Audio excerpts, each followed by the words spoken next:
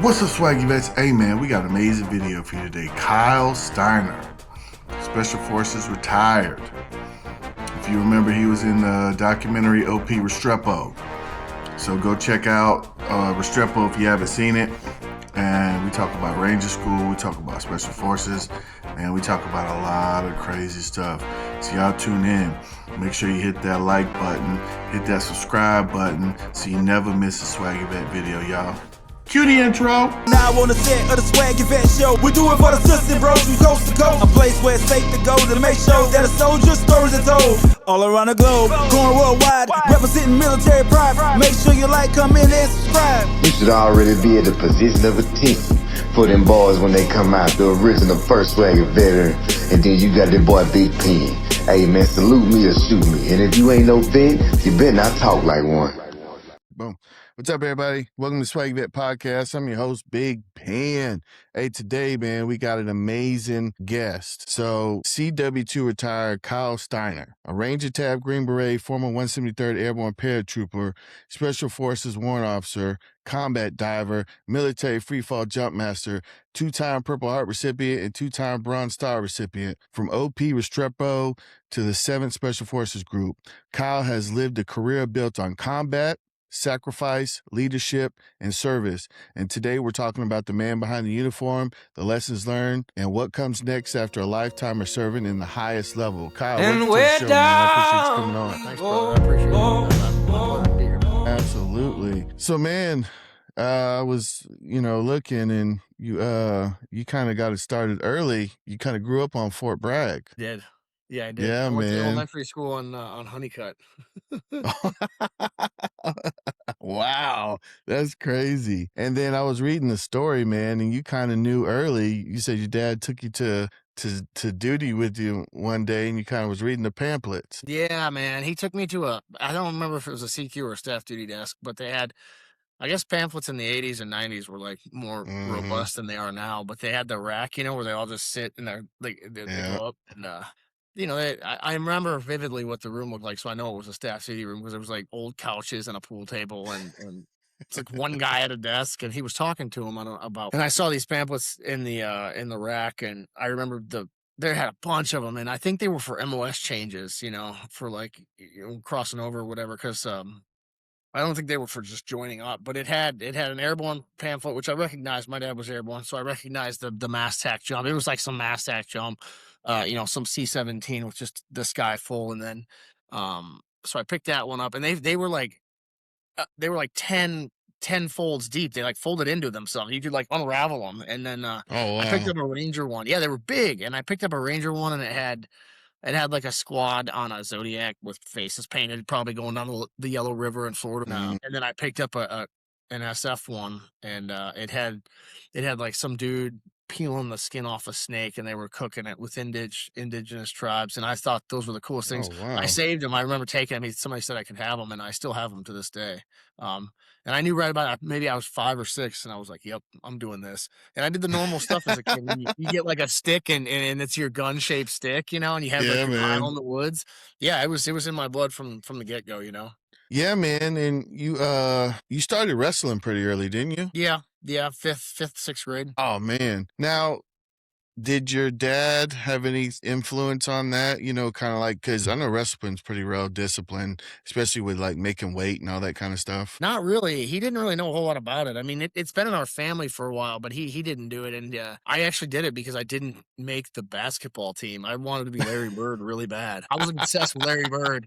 I suck so bad. I still suck to this day, and I didn't make the soccer team either. So it was like in North Carolina at that time, middle school started at 6th grade. So I tried out for all these things. I played football and I was decent at it, but I think everybody made the football team, got cut from the soccer team, got cut from basketball. It was terrible because basketball, only like 3 people got cut. So it was, and I was one of them. Man. Like, oh man. I'm terrible. And somebody was like, yeah, you should go out for wrestling. And I maybe beginner's luck or whatever, but I had a really good first season. I went like 40-3, and ended up doing really well at like youth state and stuff like that. So I had a lot of beginner's luck there, and I fell in love with it. I fell in love with the grind. What you put into it is what you get out of it. I knew that I worked really, really hard to be good at it. I knew I didn't have to be too fast. I didn't have to be too tall. There was a lot. The talent was kind of neutralized, you know. So that's what drew me to it, was the fact that um I didn't have to have any, I guess, given gifts to really excel at it. I just had to grind it out, and I could, you know. Absolutely, man. Now, did you follow that all the way through high school? I did. I went through high school. I've broken each collarbone 3 times, so I had a lot of setbacks. Oh. Yeah, my collarbones just break. They're so brittle. My parents told me I was born with them broken too, like coming out of the canal. They were both broken. So I just think they're just prone to breaking. Funny thing is I've never broken one in the Army. I've broken so many things in the What? Army, never a collarbone. This was all leading up to it. But I wrestled a lot, yeah, and going all the way through high school, and like you know, we weren't well off, so I worked 2 jobs as in high school to pay for academies and camps and stuff like that. And I was surrounded by a lot of really high level high school wrestlers and stuff like that. And their dedication kind of rubbed off on me. A lot of my friends were really good, and I don't know why they liked hanging out with me. I wasn't at nearly at anybody else's level. But you know, when I decided to join the Army and I was talking about being special operations, I called one of my friends who ended up being very successful in the world of wrestling, and he's like, "Yeah, I think you can do it." I said, "Why?" He's like, "Because I've been, you know, beating the hell out of you for 6, 8 years now, and you're still coming back." And I said, I am still coming back. He's like, "So if anybody can do it, it's you." But that gave me a lot of hope, because it was like, he's right. You know, I don't need a lot of talent. I don't need a lot of um you know, prior attributes. I can just really grind it out. So I attributed wrestling to special operations in the Army. Like, this is the same kind of thing. I can just grind it out, and the will that I have inside me will propel me forward. So I bet that, because I know in the special operations community, you do a lot of combative. So I would imagine that kind of helped you with the curve, the power curve with jujitsu and doing combatives. Yeah. Yeah. I fought in the All Army Combatives tournament twice, and that was before it was like a big mainstream thing. So they were like, "Who has any experience?" And they're like, "You wrestled? Yeah, you're on the team." I was from the 173rd. I actually got sent to Fort Benning from the 170. I was on their very first fight team. What? Yeah.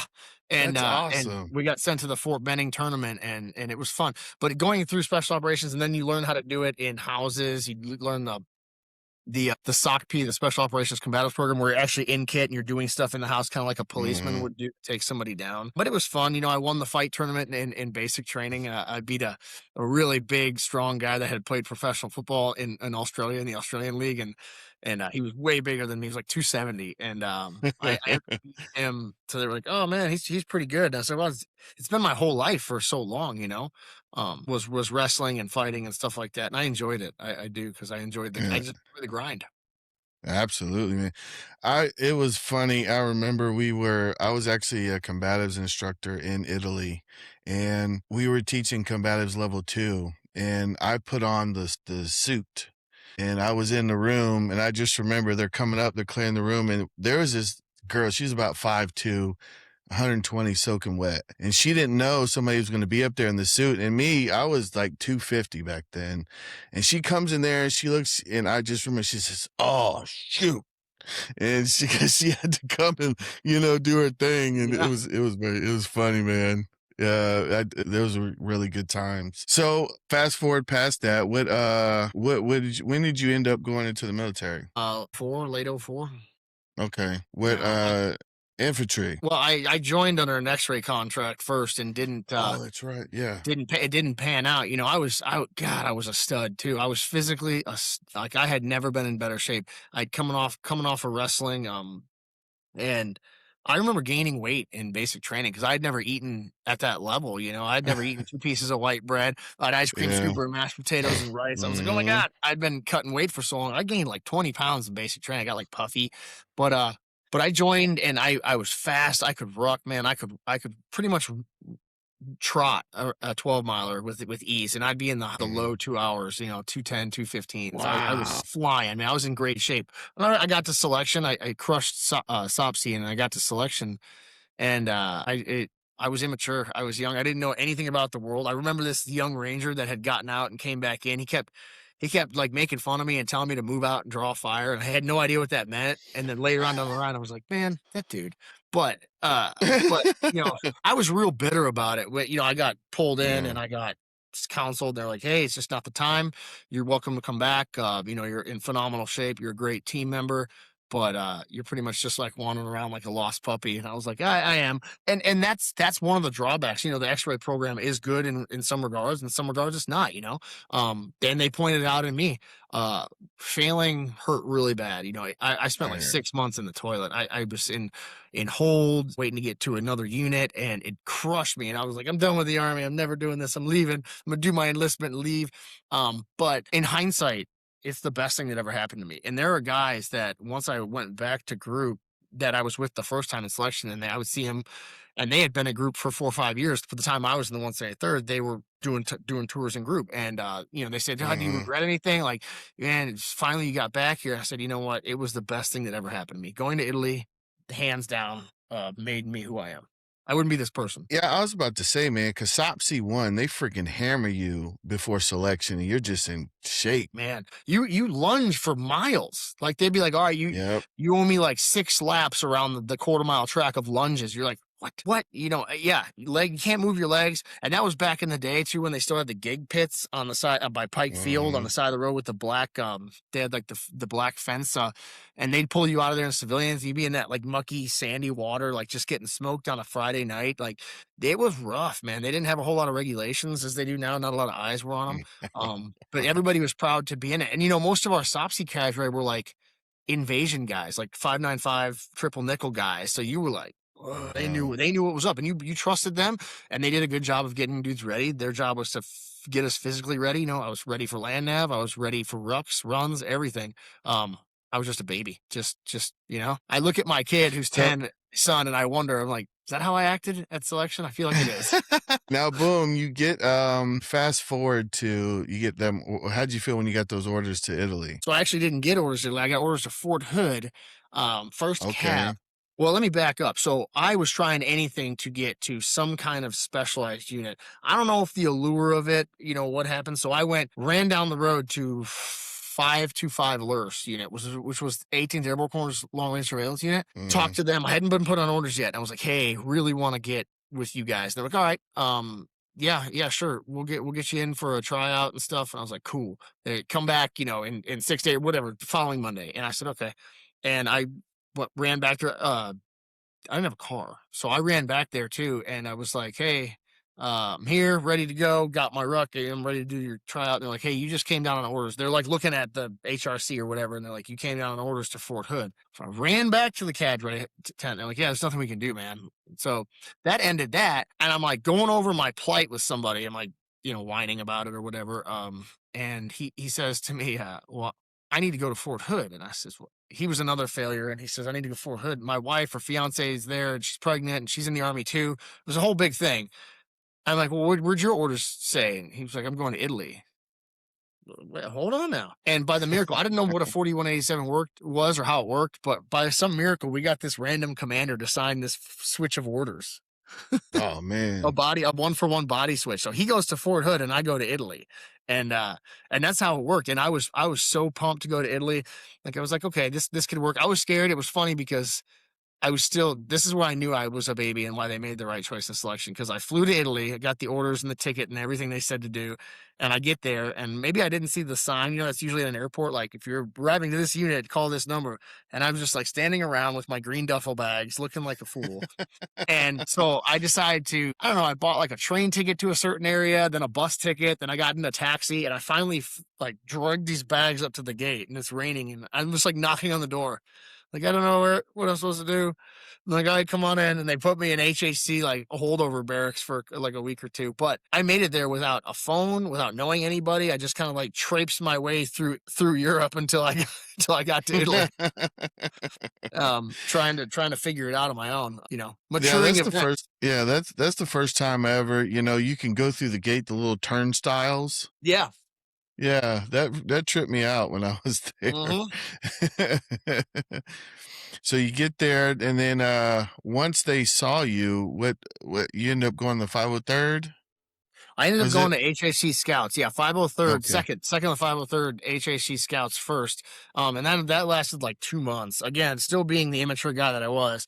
They sent a certain amount of people to Scouts to do like a probationary period. And I don't know, there's something about the NCOs from that scout platoon have reached out to me since then. They're like, hey, you need line time, but we're proud of what you did. And they were right. I needed line time. We did a live fire, and I was the spotter for a sniper, the sniper part of Scouts. And I don't know what they made me tie everything down as a private does. And we're like low crawling through the woods in Germany. And I'm like caught in these trees by like tie downs. I'm like hung up like a puppet.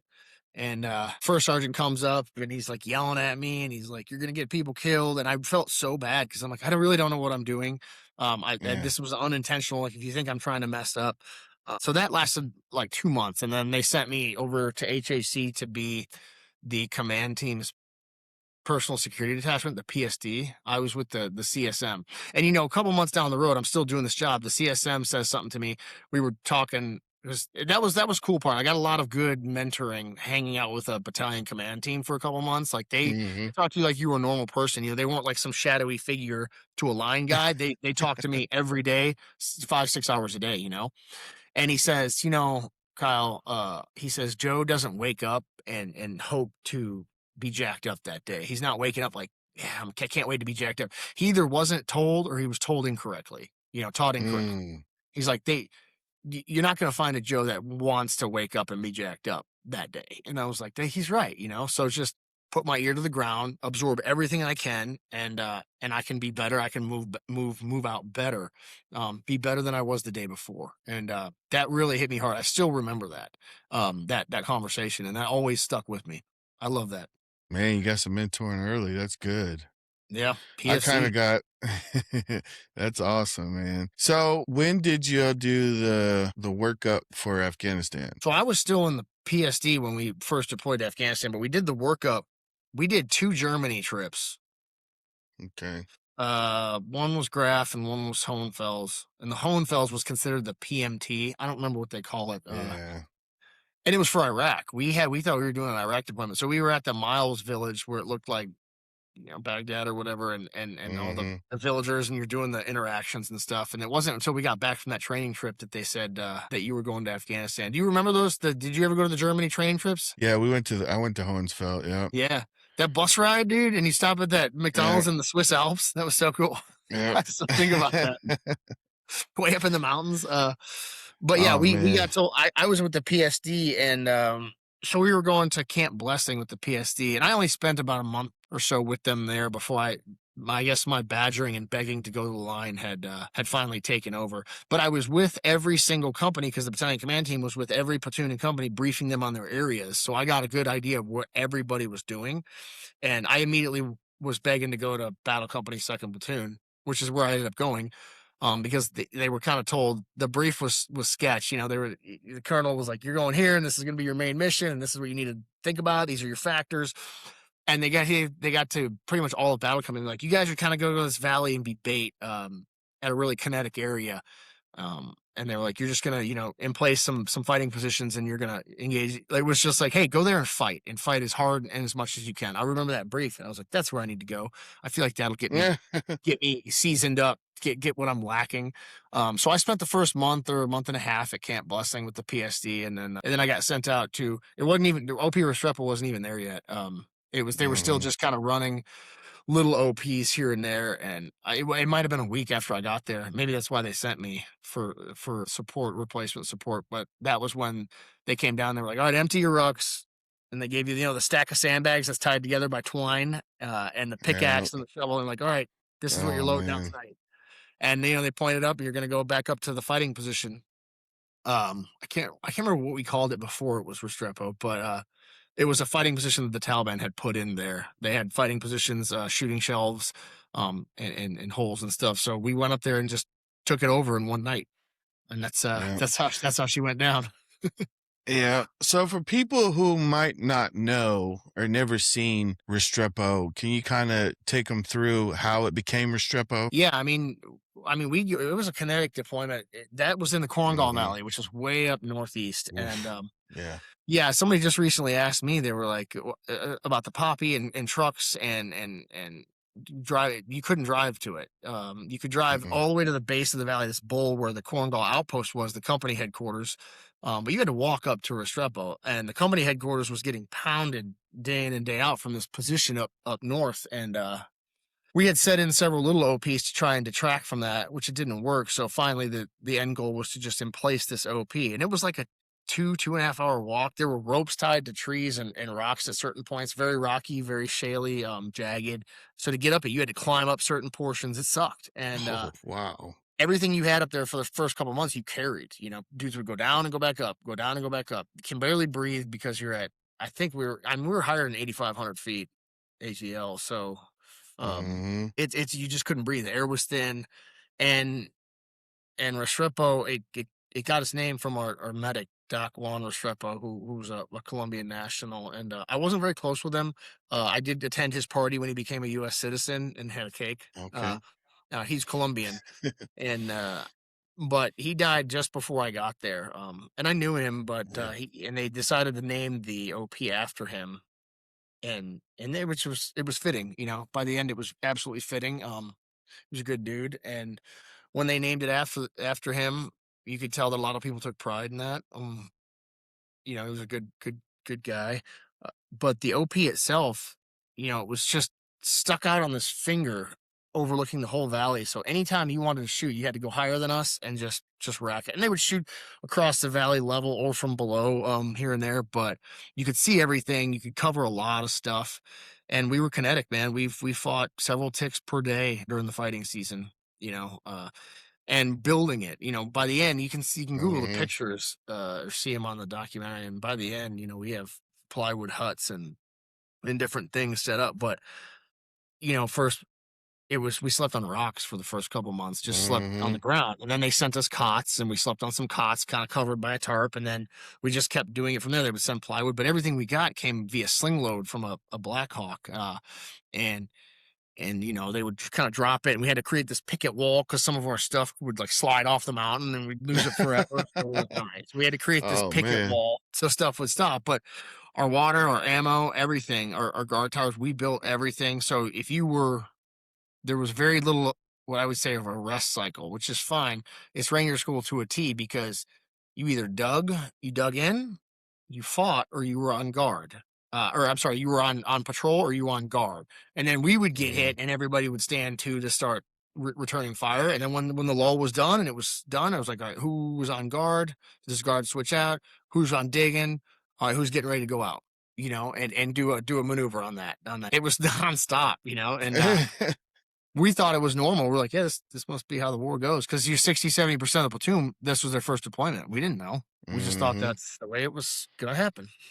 Till you go to like Bagram and Calf, you're like, what is going on? Yeah, when we would get rotated out, which was very rare, the guys would get rotated out, especially if there was like a ceremony or a funeral or something. They would rotate a couple guys here and there, but you had no idea. Guys would get off the bird, and they would be told right as they get off in the PAX terminal, like, hey, you got to get new uniforms, and they might have like crusty blood. You got to get new boots, and our initial reaction was, where? How do we go to the PX? Like, there's a PX? Okay. You had no idea, you know? Yeah. We say, what? We had no idea. Dude, seeing Disney and the boardwalk for the first time, you were like, whoa, wow. You know, people playing soccer in the middle. There's the smoothie bar in the left corner. There's like a Chili's over here. We were like, this can't be real. This is not real. This is war. What are we doing here? And then you got those officers who were like, why didn't you salute me? It's like, especially on Disney. You're like, what? Salute? Yeah. Disney. I got hemmed up on Disney. I was smoking a cigarette, and I didn't realize that like they had these little roped off areas on the corner where you had to stand in them to smoke, you know, out in the open. So I was like standing just outside one because other people were smoking, and I probably just asked somebody for one, and I was standing there smoking a cigarette at the time. And this first sergeant came up, starched cap, you know, looking really good, and he like just command hands. He throws the knife hand right in my face, but he didn't say anything for a few minutes, and I thought he was shaking hands. I was like, hey, how's it going? And he like pulled it back. He like pulled it back real violently, and he was like, you are outside the designated smoking area. I looked down, there was like the little yellow like the rope, you know, and I like, really? I didn't know, sorry. So I like step into it. But you know, what's your unit? Who are you with? Like, man, I'm with the 173rd, and I'm out here second with 503rd Battle Company, and nobody knew what we were doing. But not early on in the war. Later on, we started getting recognized. People were like, those are those guys that are out there doing that stuff. But you know, we would overhear these conversations in the PX and stuff. We were doing something. Somebody asked what we like to drink or take on mission with us or on patrol, and we're like, I don't know, water. And they were like, yeah. And somebody says, well, we like to grab a case of Red Bulls. We're like, you guys got Red Bulls here? And then another guy chimes in and he's like, if they have them, they're usually out. We're like, hold on, but there are some in like around here somewhere. Like, wait a minute, what are we talking about here now? You know, so that, you know, magazines, anytime anybody would go back, because we didn't start rotating a little bit until way later, but you'd get magazines, because for like the first 8 or 9 months, we had one magazine. We had the June 2005 issue of Diesel Power, like a truck magazine. Wow. So we all just read Diesel Power forever. Man, and OP Restrepo, man, if people who watch the doc, it was a really good vantage point for you guys. Yeah. Yeah, you could see everything, the Mark 19, the 50 cal, the way we had it set up. You know, right when we left, that guy, first ID, that picture was published in the New York Times, the dude with the I Love New York boxers. I filled that Hesco that he's leaning on. I remember us building that. And we were like, oh, wow, this guy. And it finally had become known how like Lord of the Flies it was up there, because nobody came up to see us. You know, nobody really, the company leadership did, and the battalion leadership would come up here and there, but big time leadership, like big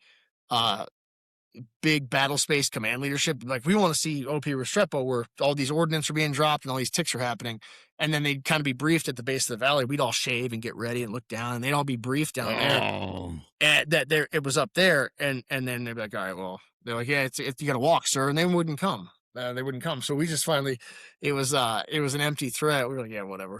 But we lived our own life up there. It was really fun. Absolutely. Not showering for 80, 90 days, not changing your pants. So they're so like crusty and sweaty, they stand up on their own. You can stand up on their own.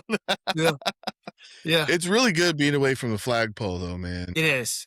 We could do, we had autonomy, but we did the mission. We did what they needed us to do every time. We just kind of did it comfortably, you know, and, whether we were digging in your vest and your helmet, but you had a t-shirt on, your one MRE spoon like stuck in your vest, and oh man, it was autonomy. It was straight what I think that the Vietnam War was like, but in our time, because you just kind of did your own thing and went on missions. It was very, very, very good. It was fun.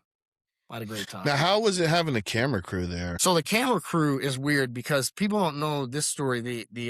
We had a couple of journalists came out prior to them from the New York Times Magazine. They were females, and I have never read the article they wrote, but a lot of people didn't like the article they wrote. They said they slandered us and said that. I've never even found it. I've looked for it. I don't know what they said, but they didn't paint the boys in a good light, and the command team or anybody for that matter. So yeah, so there was a real hesitation on that part. So when Tim and Sebastian came out to do this, and they were contracted to do it for ABC or NBC, I can't recall, for a Nightline or Dateline special, and it was called the Valley of Death. It was where all these fights are happening and where all these bombs are being dropped and this artillery is being used.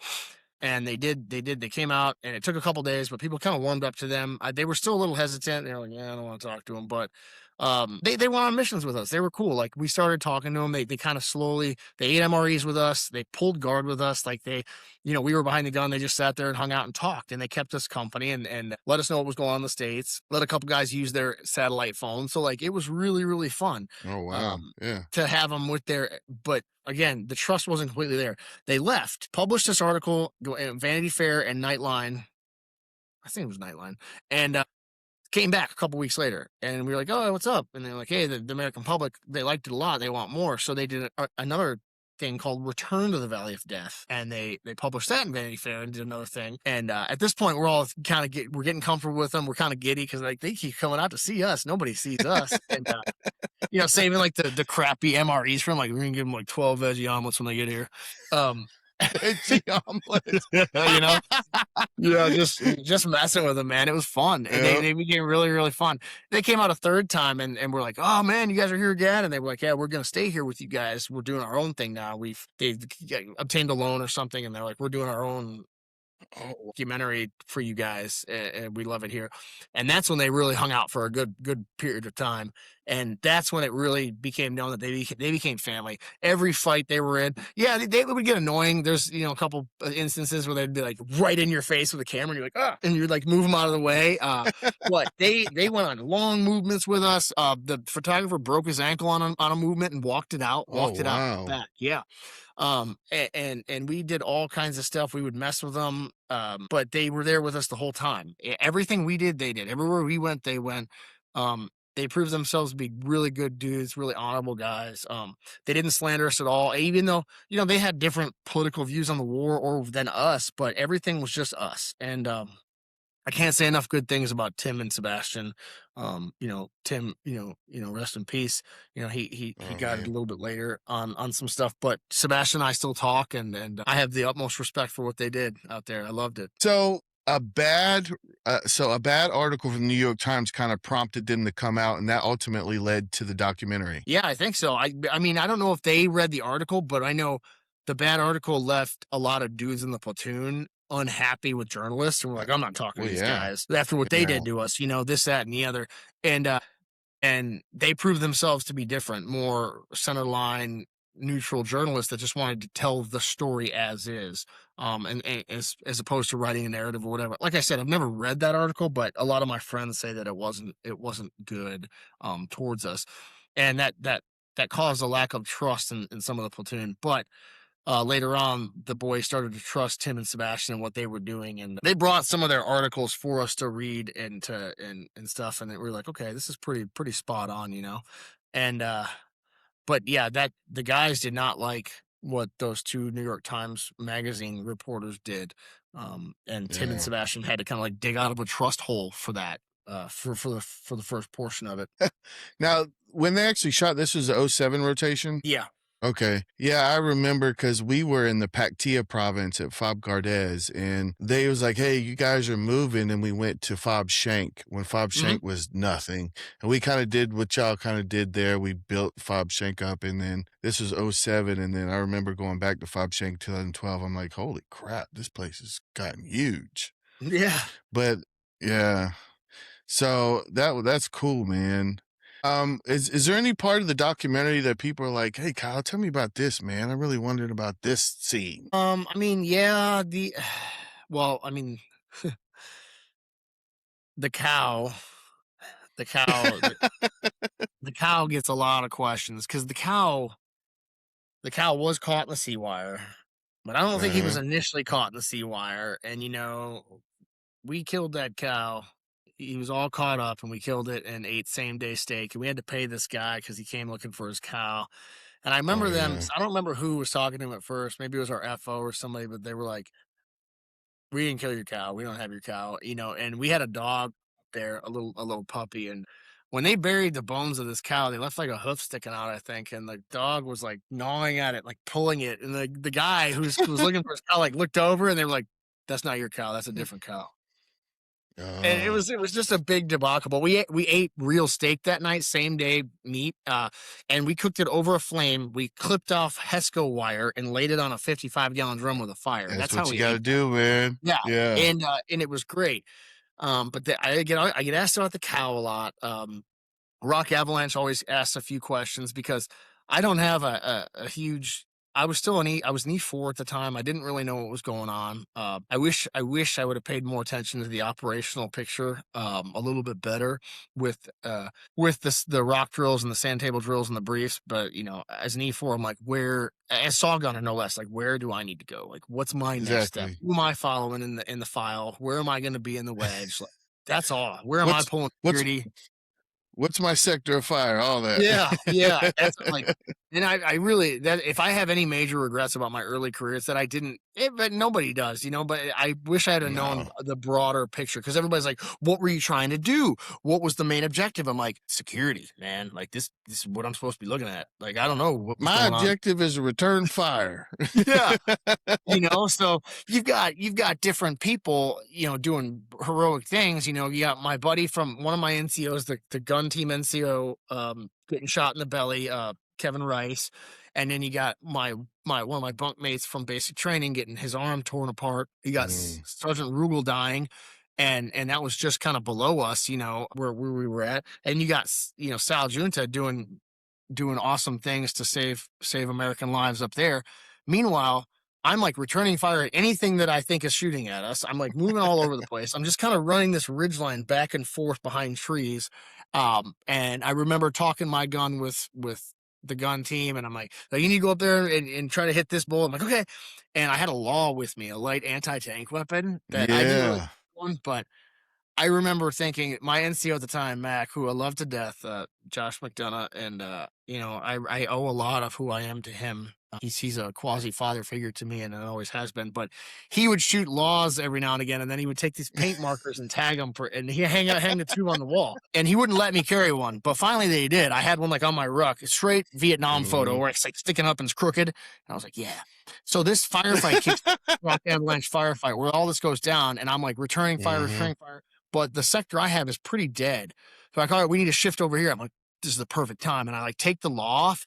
And I remember like looking around. I got it all set up like EIB style. I'm like looking around and I see like a little bit of commotion and some gunfire and some flashes. And I can see like leaves dropping off trees. And I just shoot it in that general direction. This is an anti-tank weapon. So it does nothing. It just like sails off into nowhere. But I remember thinking like, sick. Did my part, and I kept the tube. Absolutely. And but I remember thinking like, that's the most embarrassing thing ever, because it did nothing. I provided no support for anybody, and so I'm like, I'm going to go back to providing security and covering with the law. I don't know what's going on. You're like, if they're over there, they're scared to death. Yeah. Yeah, and it goes along with my first firefight story, which I didn't get a CIB in because we were at Camp Blessing a couple days in.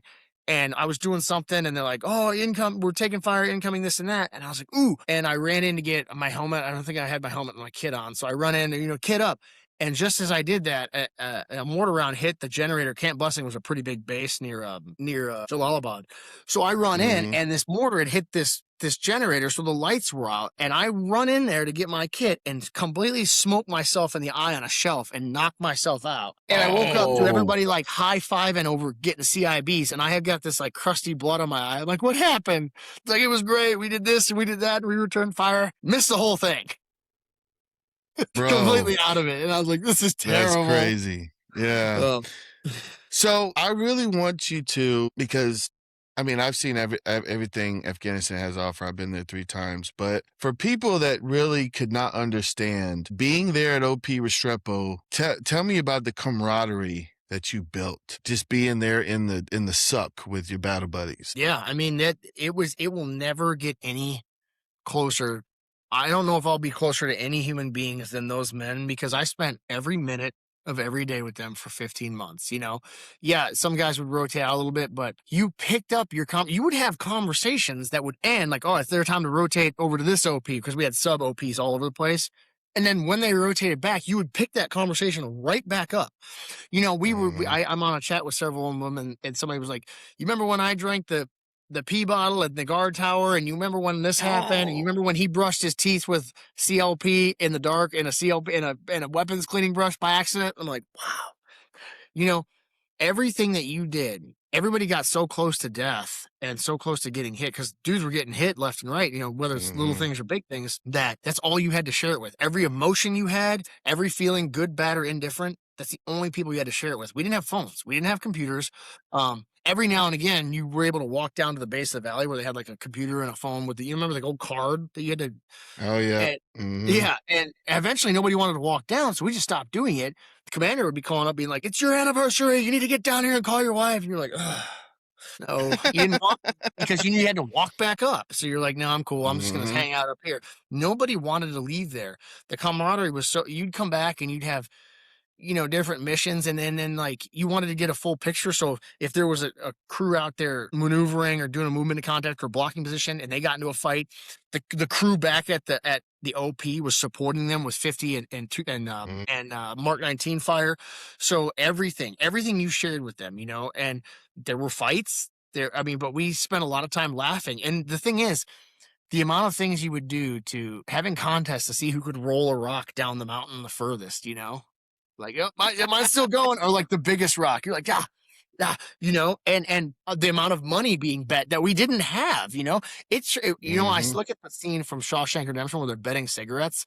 It was like that. Yeah. You're like, all right, 3 of those, and then some of the you have actual Marlboro Reds from the States. Like, yeah, okay, I'll take 5 of those. You were smoking the Pine Lights with like the bark sticking out of them and stuff. Ugh. You'd be like, you be like, man, I bet you, let me get that cheese at your MRE. Oh yeah. Dude, yeah, squads would get boxes, and then you would like divvy it up. You played cards with like MRE stuff.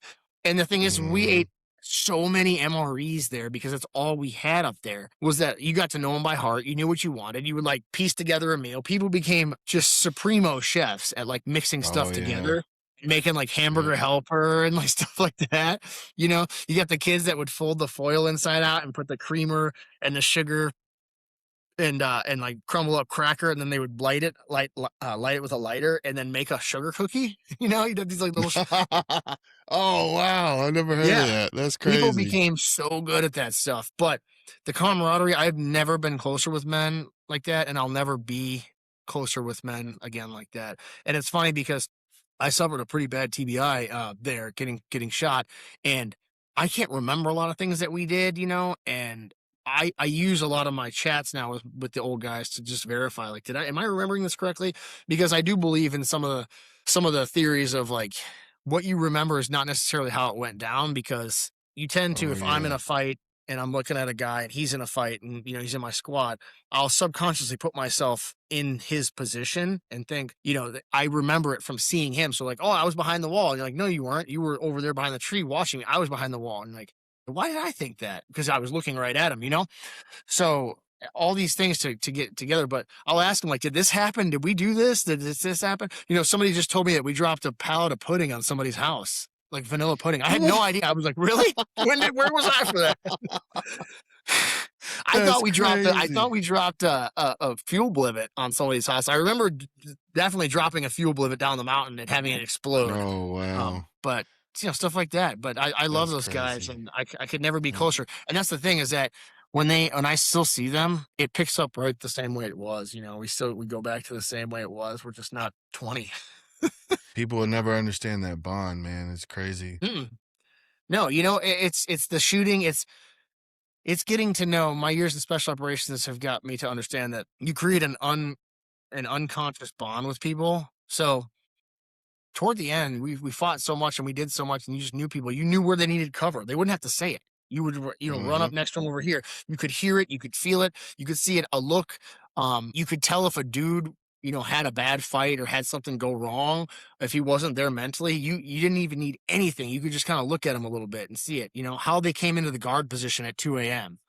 Was it the emphatic, like, were they timing their cigarettes for every 6 minutes because you only had so many cigarettes and this much guard time?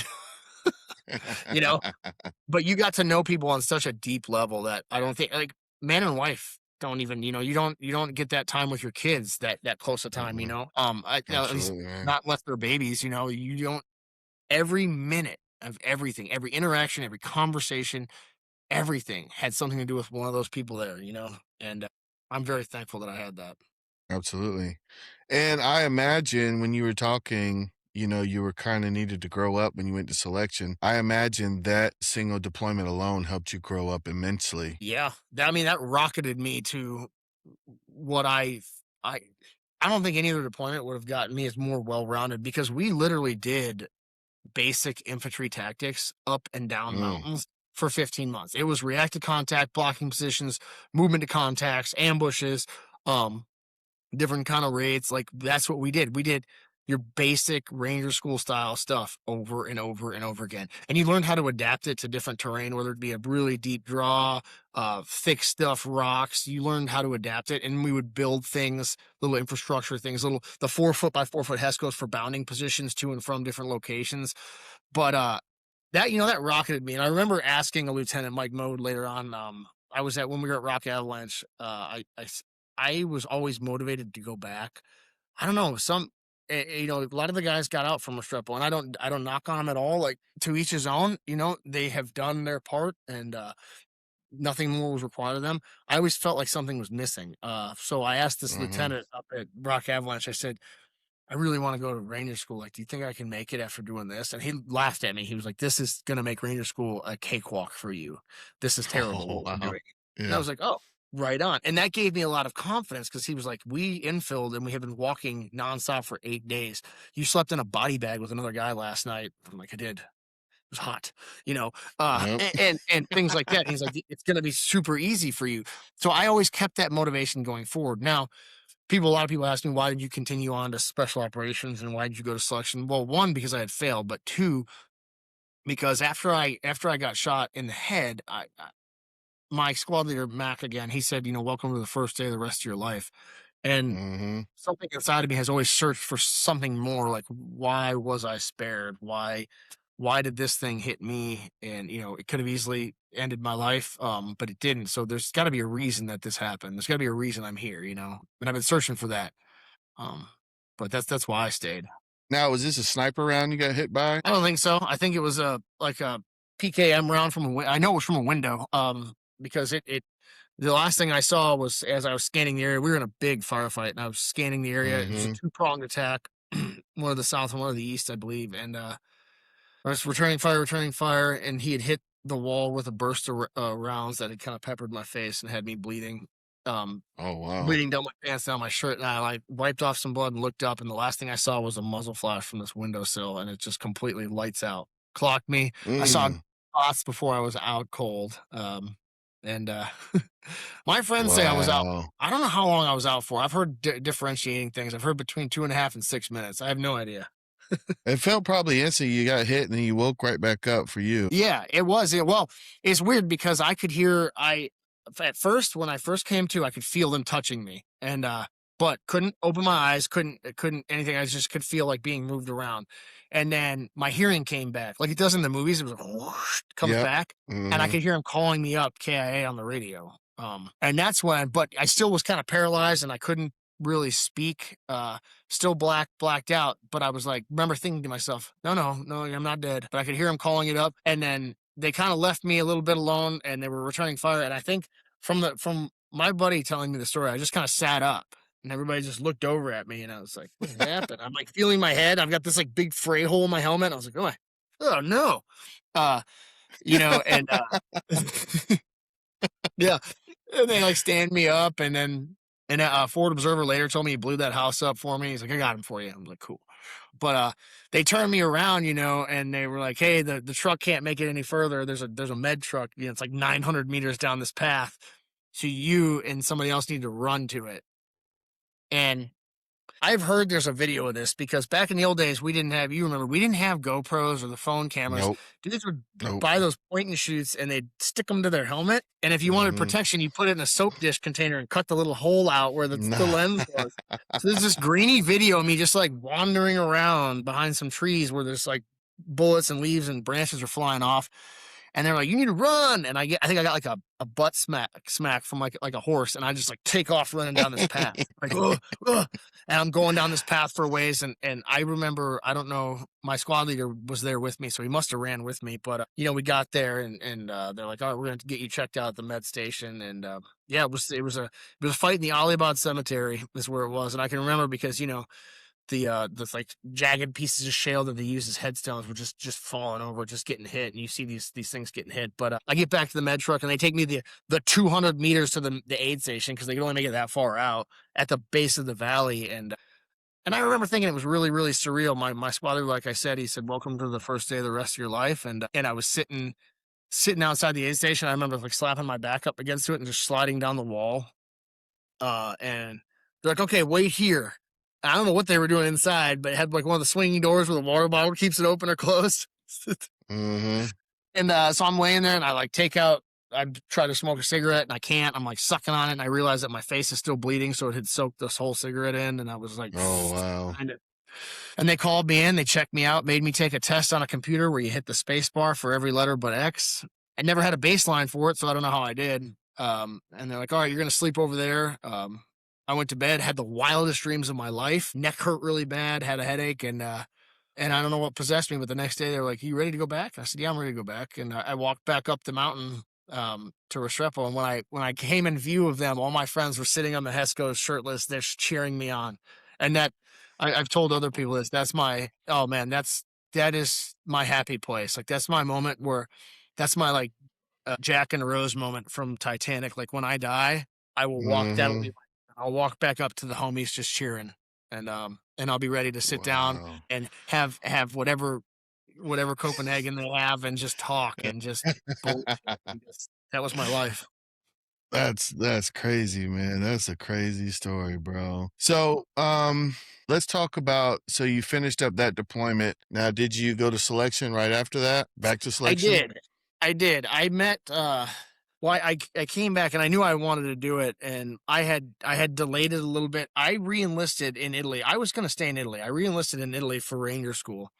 And you remember how it was, man. If you try to go to any school from a Oconus location, it's like a real pain in the butt, or at least it Oh my was. God, yeah. The plane tickets, like the coordinations. Remember, if you passed one, they'd be like, "All right, just stay there and do more," because they didn't want to pay for you to come Mm-hmm. back. Dudes would come back like Pathfinder, Air Assault, Jump Master. They'd come back with all these schools because they just kept passing. Yeah. So you'd have these dudes that were super awesome looking. But I couldn't get Ranger School. I begged and begged, and they're like, yeah, maybe next year, and this and that. And I had re-enlisted for it. I had extended for it, and it was on my thing. And I was like, all right, well, if you guys don't give it to me, this is what I've always wanted. I'm going to go back to selection. And they weren't happy about that. And then by some miracle of the universe, I'm like doing PT or walking around Caserma one day, and I see this guy on black. He's like just running around. I was like, And I had heard through the grapevine that was the SF recruiter. So I was like, hey, I need to talk to you. Went into the movie theater, had a brief with him. There's like 5 of us in there. Mm-hmm. He acted like an SF guy. He's like, all right, here's what you need to know. Here's where you need to be. Here's your ticket. Here's all this. Good luck. I was like, okay. That was it. But my now wife I had met in Italy when I got back. And she had seen a regimental crest that I had gotten as motivation years ago, and it was in a drawer, and she said, what is this? And I was like, oh, it's something I wanted to do, but I wasn't successful, and I was thinking about trying it again. And she pretty much was like, well, do it. Like, what are you waiting for? Go ahead and do it. I was like, oh. So I immediately submitted with that guy. That was right on the same time. I submitted with that guy. It's funny because I don't think I trained.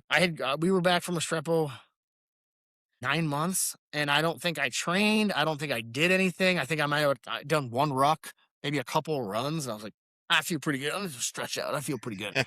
I went there, and I was not in the shape I was the first time at all. I remember thinking like, this is significantly harder than it was when I was 20 and no combat, fresh knees.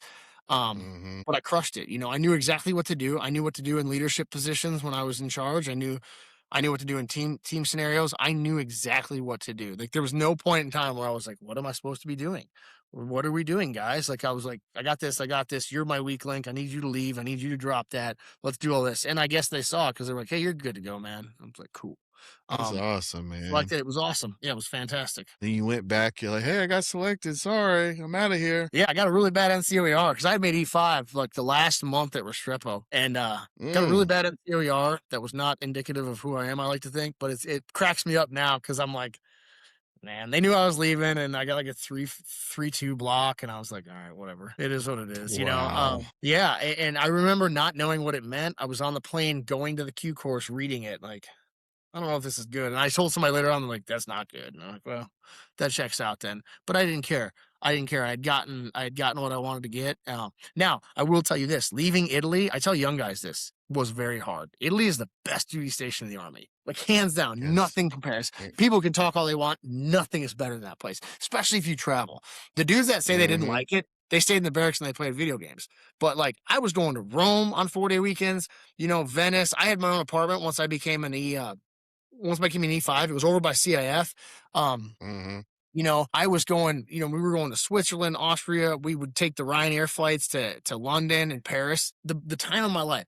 And I remember going to the Q course that following that, you know, 6-9 months later. And I was drinking like a beer and watching a rodeo at Fort Bragg. You'd be like, what did I just do? I left Vicenza for this, for it's. It was terrible. Oh my God. That brings back so many memories. Yeah. What language they give you? So they gave when I passed selection, they give you this like wish list. I don't know if they still do this, but it's an MOS wish list, and you can write like notes of why you want it. And I was like, well, I'm 18 Bravo. My family owns gun shops. I'm pretty good at that stuff.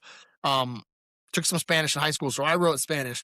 Apparently, they needed French speakers, and so I got French. And French at the time, French could have been 3rd, 5th, or 10th group. You didn't really know what group, but I'm standing in this line, and they all the guys are like, all right, Spanish speakers here, French speakers here, so on and so forth.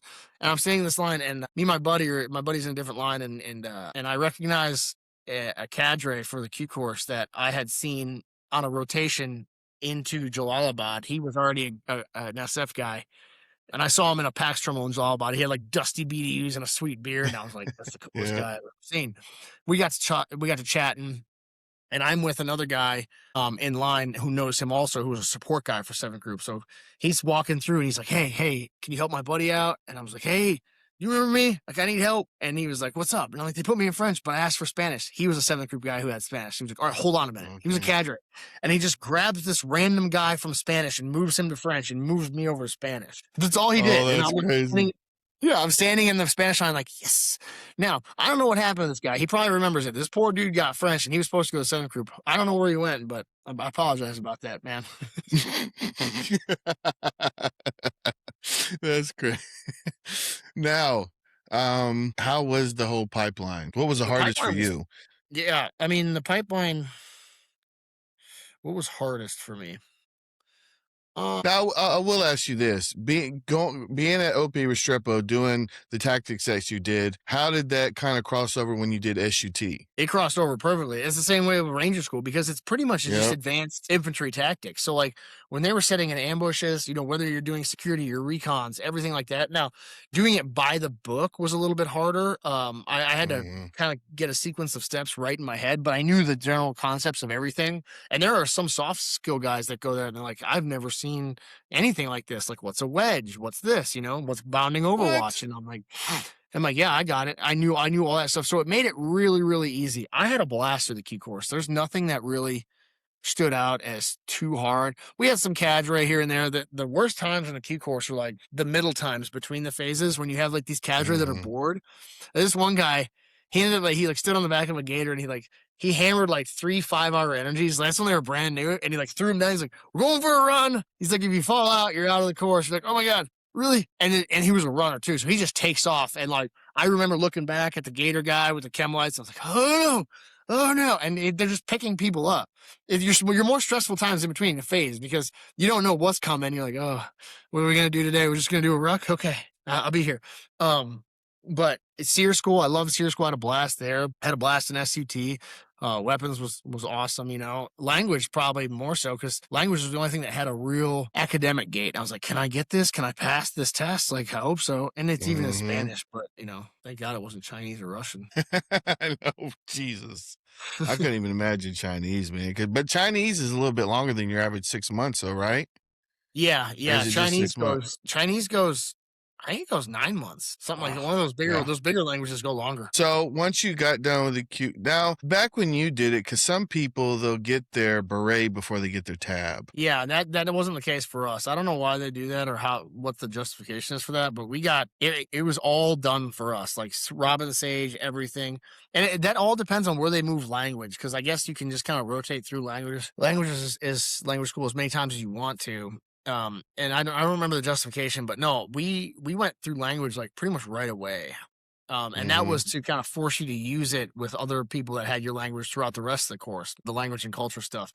And we did. And then you finished up with Robin Sage, and we did a beret donning ceremony I don't know. And then like 2 days later, we did the tab and the actual graduation. They were one on Oh, one. So wow.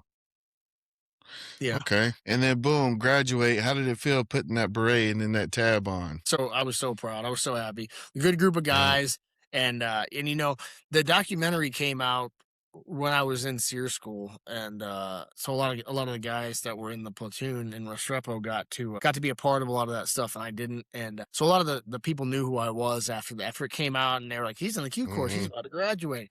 But I had a really good group of friends, core friends, and I was really excited. I had gotten seventh, I had gotten Spanish, and I was ready to get after it. I was like, "This is it. We I made it to the bet. big show."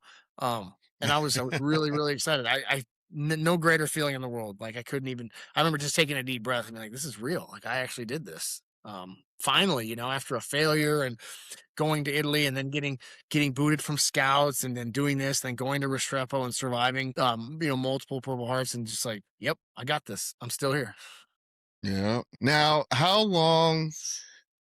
So, boom, I know when people graduate, or not graduate, but when people deploy, SF, you kind of got it pretty good. How was that first deployment being with SF versus Restrepo? Well, I mean, the thing is, I got to my team and they gave me the typical new guy feel. They're like, "Oh, you sit there, don't talk, stand outside this hallway Yeah. for a while." And slowly but surely, guys started kind of being like, I remember the door open. They were like, "Are you the guy from the documentary that's out?" I said, "Yeah." I'm like, "All right." They slammed the door again, but I started getting a little bit of guff, and then eventually they started asking me questions about my deployment in the 173rd and what had happened. And I don't know what prompted it, but at some point I'm like, "Hey, I understand that you guys do a lot of cool stuff, and I'm brand new, and I want to learn. I'm here to be a sponge, but you have to understand that I understand how to suck. So probably more than Mm-hmm. a lot of you guys because you get all the support in the world. You guys get your dinners that are really good and chow hall and air assets and four wheelers and razors and all this cool stuff." And I'm like, "Brothers, I walked everywhere, Mm-hmm. ate MREs every day and burned our own feces every day. Like, I don't even want to Bro. hear this about what I can or can't do because I can do everything you can do. I just need time to learn it." But once I started deploying, I really found out how good it was, and it just got better and better as I got more experience and more different mission sets put under me where I'm going in. I mean, even Afghanistan itself, you're in Afghanistan and we had a cook with us the whole time. They were bringing in all kinds of food. And the worst complaint was like you didn't get to the cereal box with the little bowls of cereal in time, so you had to eat Special K and not Crave. And you were like, "Oh man, I didn't get the Crave." That was like your worst complaint. If you had to do a long 3 or 4 day op, you had to bring MREs, which like brought me back. It was nostalgic. I was tickled to death. I was like, I wonder if they still have this. We've got Chili Mac. It brought me back. And some dudes hated it. We had energy drinks. We had those the ones they started, the Rip Its, the Standing Rocks. The We had all those Whippets. Yeah. in a cold fridge. I was blown away. I was like, this kid. I had my own room with a bed, and we had like a team room area with a TV and video games, and guys were in there playing like FIFA and Madden and stuff. I was like, this is insane. Like this is king living in war. And then as things went on and FOBs got built up and I started doing trips to South America a lot, and I'm staying in 4-star hotels for SOCOM, just doing different things, being like, is this is like a rainfall shower. You have me in like this rainfall shower place, and like, oh, I get to eat the hotel dinner on the top floor every night and it's included. Like, where am I? What's going on here? So a lot of guys, they get this language. You got Spanish, so I imagine you got a lot of you got a lot of opportunity to use your language. Yeah, I've deployed to South and Central America 24 times. I've used it quite a bit. Oof. I'm pretty conversational in it. I mean, my friends would laugh at me for that because there are certain things that I can't say and then I'll mess it up, but I can get by. Like if you drop me off there, I could definitely get by and not die. But I Mm-hmm. use it a lot, and it gets really easy because if you do a longer trip there, 6 months here and there, and the TV is Spanish, the radio is Spanish, your billboards, everything you read is Spanish. You're doing very little in English. It comes back really quick, really, really I quick, bet, and you yeah. start to be able to just pick up on it. And I can speak Spanish really well. Portuguese is a different story. I don't listen to what people say. They're like, yeah, if you can speak Spanish, you can be Portuguese. Like, no, I don't think that's true because Yeah. that's hard. You can kind of decipher a little what they're talking about, but as far as really understanding, it's a little difficult, huh? Yeah. Yeah. So what prompted you to do your to go warrant? Well, I had a really interesting career, man. I did I did a number of years on a team. Um Mhm. I had switched teams a couple times, and then a SWIC tour kind of came up for me to be an instructor, and I couldn't take the instructor position, not for any reason other than about to have our first child, and my wife had just taken the bar. She's a lawyer. She'd taken the bar where I was stationed, and there was like a wait period to take the bar again. And I kind of explained to Mhm. command, I was like, hey, if you move us, I can't, she can't do any work for a while. So they stuck me in group at this admin position for a while. I was like schools and training NCO when my first kid was born. And then I was sent to the CRIF, the SIF, which is the direct Mhm. augment of any special forces group.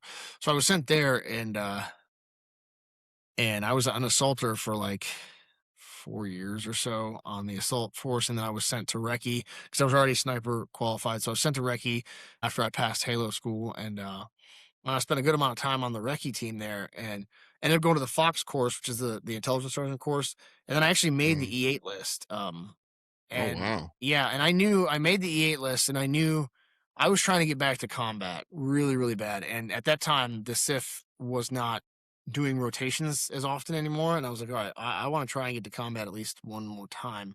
Um, and because I'd gone with SF, a couple times and a few times, and I wanted one more pump, and I knew I wasn't going to get it with them, so I asked to leave. If I'm 88, I was like, can I leave and go to a line ODA and take a team to Afghanistan? They were like, no.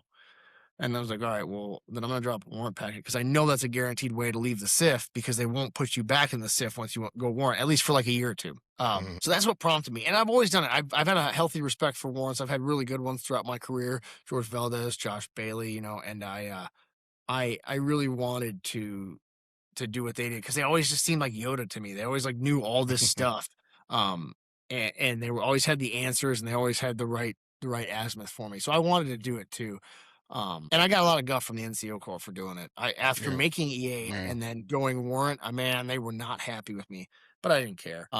So then I went warrant, and I was really, really happy I did. I can't say enough. And then I ended up going to dive school after I became a warrant, because I was having a brief Oh with wow. with the chief warrant officer group, and he was like, well, where do you want to go? I said, I want to go to the first thing smoking in Afghanistan if you got it. And he was like, all right, well, the only teams that are open are dive teams, because warrants don't go to dive school. I said, well, I'll go. For sure, all right. So you go, and you pass, and you say if you win the Iron Man award, which they didn't really do, but you knew who kind of got it. Once I got there, then I'll give you your team of choice, and he did, and I picked the team that I thought was going immediately to combat, and that worked out really well. I had a good time with them, and became a dive warrant, and I was fired up Yeah. about it, And then I bet.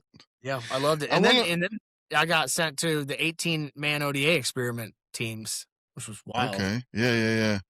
So I want to back up a little bit. A lot of people, I mean, I probably know why you did it, but a lot of people are like, well, you've been to college, why go back to high school? And we're going to Ranger school. Yeah, yeah.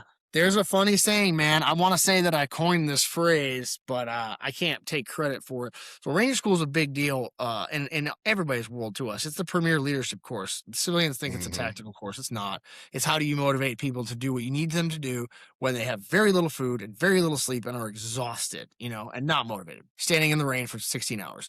And I really wanted to go, but it was something somebody said to me one time. They said, we were talking about why when we see a long tab and it doesn't have a Ranger tab. And I remember saying this, I was like, yeah, it just looks funny. It looks like you have like an umbrella or like a really big hat on. And then I said this, I claim this. I don't know if somebody else said it, but I was like, looks like a hamburger, but with no meat. It's just like two buns. You have to have meat between the buns.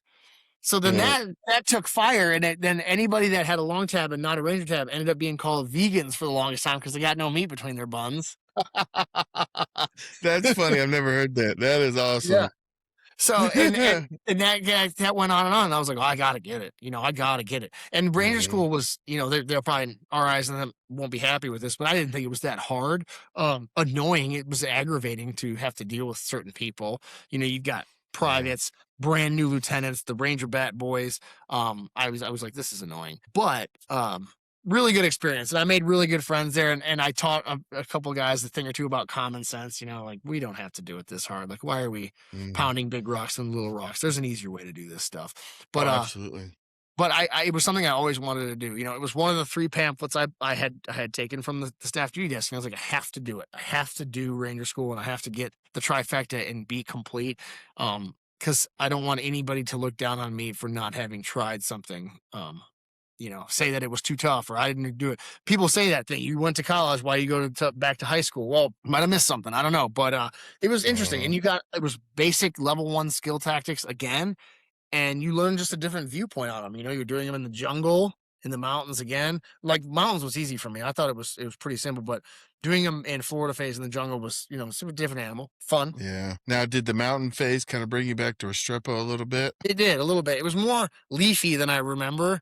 So I remember like taking and being like, man, there's a lot of veg here. We were just rocky, every now and again. But yeah, it definitely brought me back. I remember thinking, people were like, man, you can really climb some mountains. Cause I volunteered to carry the gun and the ammo a lot. And I was like, well, you got to use the knee lock method. There's different things. I've been doing this a long time. I know how to do this.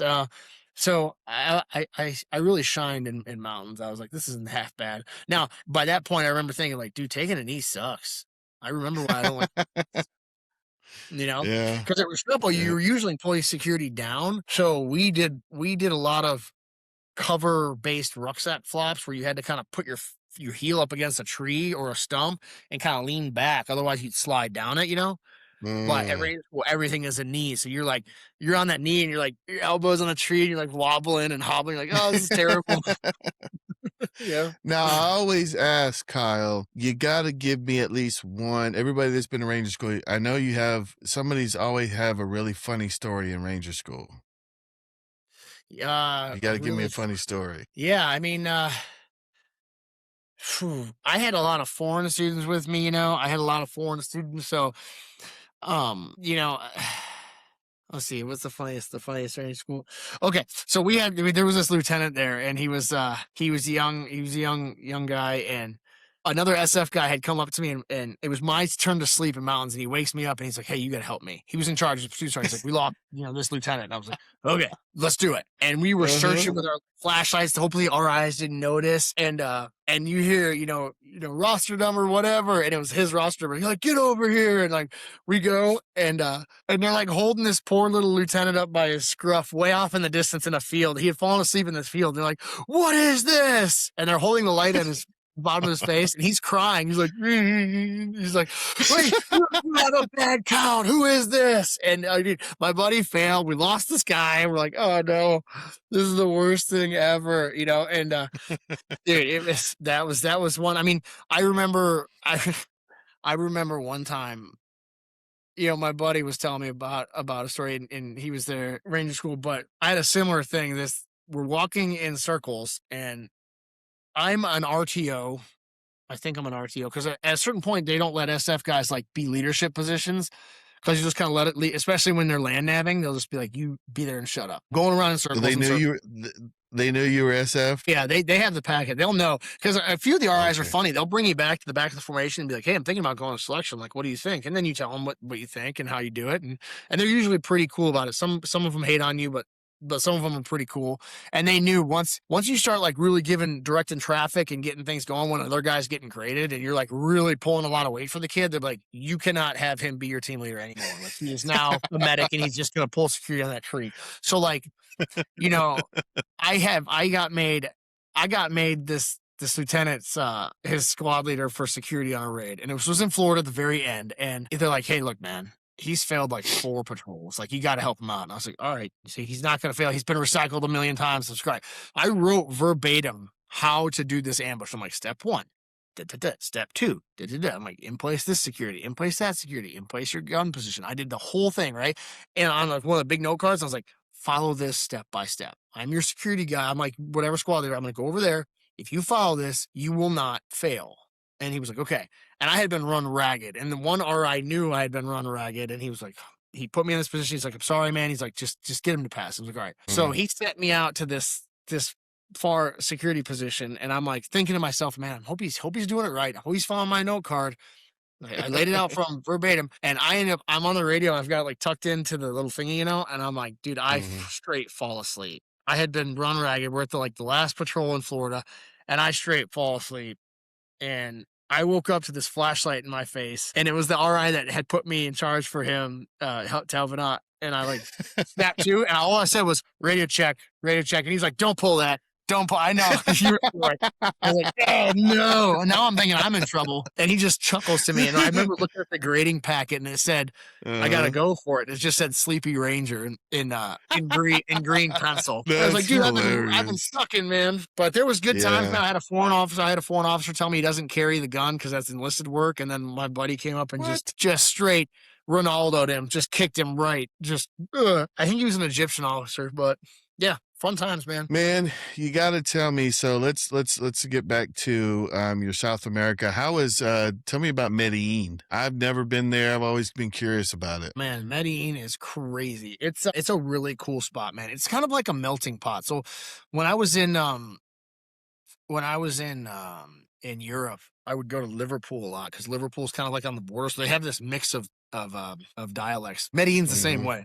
You got your costeñas and different dialects, different peoples, but Medellin is the party central. It's like the Miami, I think, of the New York. It's crazy, and it's got such a weird history, you know, of Pablo Escobar and all that stuff. So it is dangerous. It's a dangerous spot. But Medellin was my favorite spot in Colombia. And I'd been all over. I've been to Bogota several times. I've been in the south to Pasto and Popayan, Melgar, and Cali and Cartagena up on the beach area, which that's real touristy. Like I wasn't into that.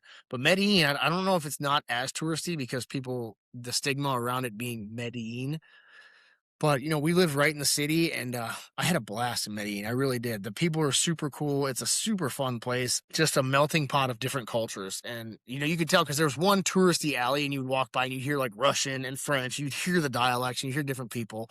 But, yeah, man, best food in the world, I thought. A lot of Venezuelans. That was before everything went down, so, like, they were immigrating there and just filling it up. But there's a lot of resorts there, man. There's, like, rooftop parties and stuff, and I had a blast in Medellin. Really good units. They really want to do some change. It's funny because the gate guards for those bases, what they do is they intentionally rotate rural, like privates, conscripts to these different big cities. So, and the gate guards and the privates that run the security, they're not from Medellin. They're from like way out, like on a farm in the middle of Colombia, and they're just blown away by it too. No, but I had a lot of fun, man. We got to go and watch the soccer team there. Medellin soccer team is like really, really big. They won the championship a couple of years in a row. Still dangerous. You still got to watch your P's and Q's for sure. But they understand the name of the game, especially if you're a gringo there. But yeah, it was awesome, and I had a really cool mission set there. So I was doing a lot of intelligence work there, and really, really fun, man. Eye opening to say the least. I'll tell you. Yeah. What was kind of your mission there, without giving up any OPSEC or anything? What were you doing? I mean, it was like a gathering mission. It was, yeah, without saying too much, it was like it was like gathering intelligence on economic global players that are taking up space in South America, right? You know, I was just having this conversation with somebody about grocery stores, how like he does a lot of things with marketing and shipping and stuff. And he's like, this grocery store has like a stronghold on this area. And it's like that in my mind, I'm like, that's hilarious. Like, are the Food Line and the Publix people like having it off in the parking lot, you know? Like, no, this is our turf, you know? You know, that's what goes on in my mind. But that's the same way in international economics, right? Like you have a stake in wine, you have a stake in this oil thing, you have a stake in this seafood market or wine or whatever. How can the U.S. increase its stake or decrease that nation's stake in X, Y, or Z? And what it does is it opens up the paradigm of full spectrum operations. From I did Restrepo, having a saw and being like, this is my range card, these are my little glow sticks and left and right, to now understanding the full paradigm of trade dynamics between, let's say, for the farm salmon off the coast of Chile, right? The farm salmon and how it mixes with the wine trade and why wine is so expensive now because of X, Y, or Z. And knowing that kind of stuff, the paradigm of full spectrum operations that was revealed to me during that deployment, I was like, wow, like this is insane, you know?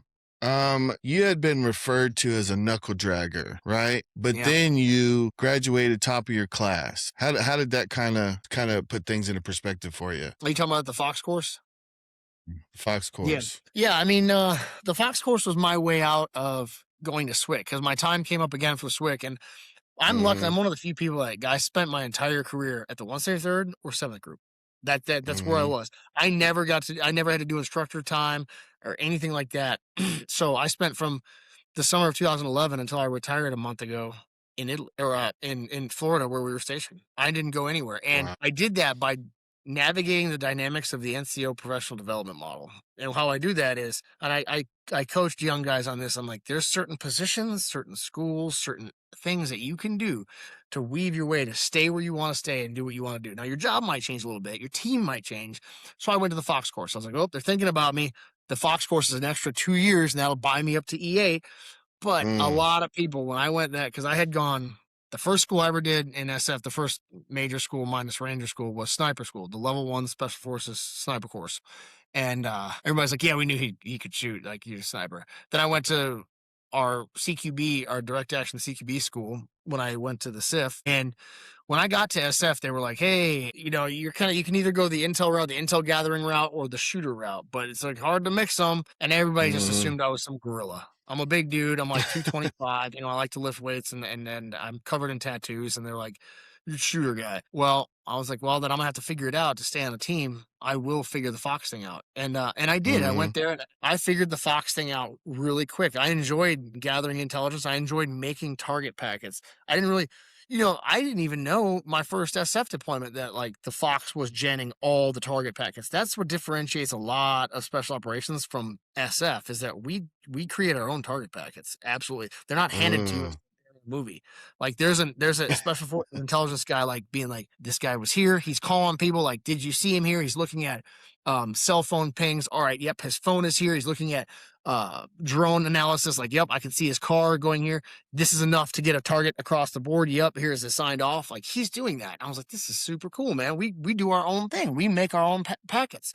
And we had, you shelve them. Like this one will be good for October. This one's good for next week. And so it blew me away. And I got there and did a whole preparation of the battlefield brief, 100 slider on the place that my team was going. The following Helmand. I did it on Helmand, Lost Kurgah area, and I was just again just like Medellin, I was blown away that there were more things. How you soak a target, how you coalesce different intelligence disciplines to create of higher likelihood of not hitting a dry hole or having success on a mission. Everything like that, I remember weather and terrain analysis, things I never even thought about. You'd be just like mucking a monsoon and be like, who thought this was a good idea? And you're like, and then you're like, oh, I can look at weatherspark.com and I can get an entire layout of a year's worth of climate for this area, for this specific area. Then I have these other things that'll tell me the max effective range of this and this kind of weather, the how fast this vehicle can go in this kind of terrain. And I was like, this is wild. You can coalesce all these different things to make an operation successful or unsuccessful. And it really blew my hair back. I liked it a lot. That's awesome, man. And you know what? It's crazy because not a lot of guys are able to see that side. So you kind of got you got to peek behind the curtain. Yeah, you're the wizard behind the curtain because I mean, I remember looking at when the ArcGIS came out, ArcGIS, and they have a feature on there was called Viewshed, and it was a 3D modeling of any given area. And Viewshed, you could see if I had a 3D model of whatever operation we were doing, I could put a standard person, let's say tall, behind this area or over here, and it would show what they can see and can't see from that area. You could plan out down to the nitty gritty if you're going to pull security over here behind this rock or behind this pillar because you can see better here without ever even going there. And I was able to kind of really formulate operations the way you want to formulate them. And then obviously being able to learning how to plan and come up with your own courses of action and then justify them. I got really good at briefing, and I love briefing because I love taking curveballs from officers, man, especially like field grade. They'll throw stuff at you and I'm like, gotcha.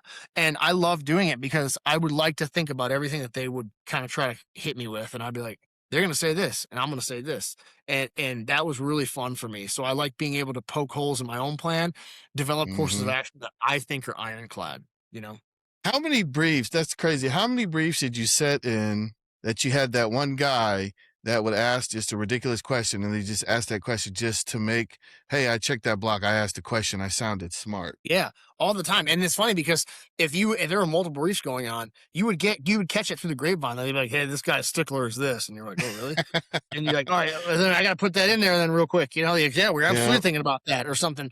But there's always nobody taking a brief is ever going to just leave there and be like, sick. Great job. They have something. And it's usually some abstract thing that, and good on them. Like they don't want to leave it like they had no last word, like they had no 2 cents to give you. So it'll be wild and out there, you know? And I have bluffed my way through many a thing. They'd be like, have you thought of that? And at the hip, I'll be like, absolutely. And I can see my team will start to freak out. And I'm like, and I'll just start word vomiting things. And then usually it comes together pretty good. It reminds me of like old school when he has to debate. Like I'll pull some shit just completely out of nowhere and they'll be like, okay, great, good. I'm happy you guys are thinking about it. You talked about the team? Like, yeah, absolutely. We had 40-minute talk about it before. They're all like, you know, I made up a word in a brief. I tell this to a lot of people. I don't know what I was doing, but I was briefing something. It was on the Hellman brief. It was a 2-star general and he was sitting in the brief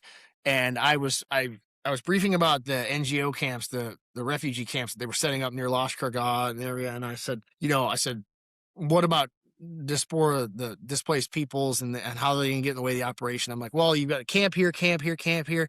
And they were like, the camp is mostly filled with a lot of these kind of the Kuchi tribes, these kind of nomads, these people trying to get refuge. And then I said assorted hobi. I pluralized hobos, like homeless people with an I. Hobi. I said hobi.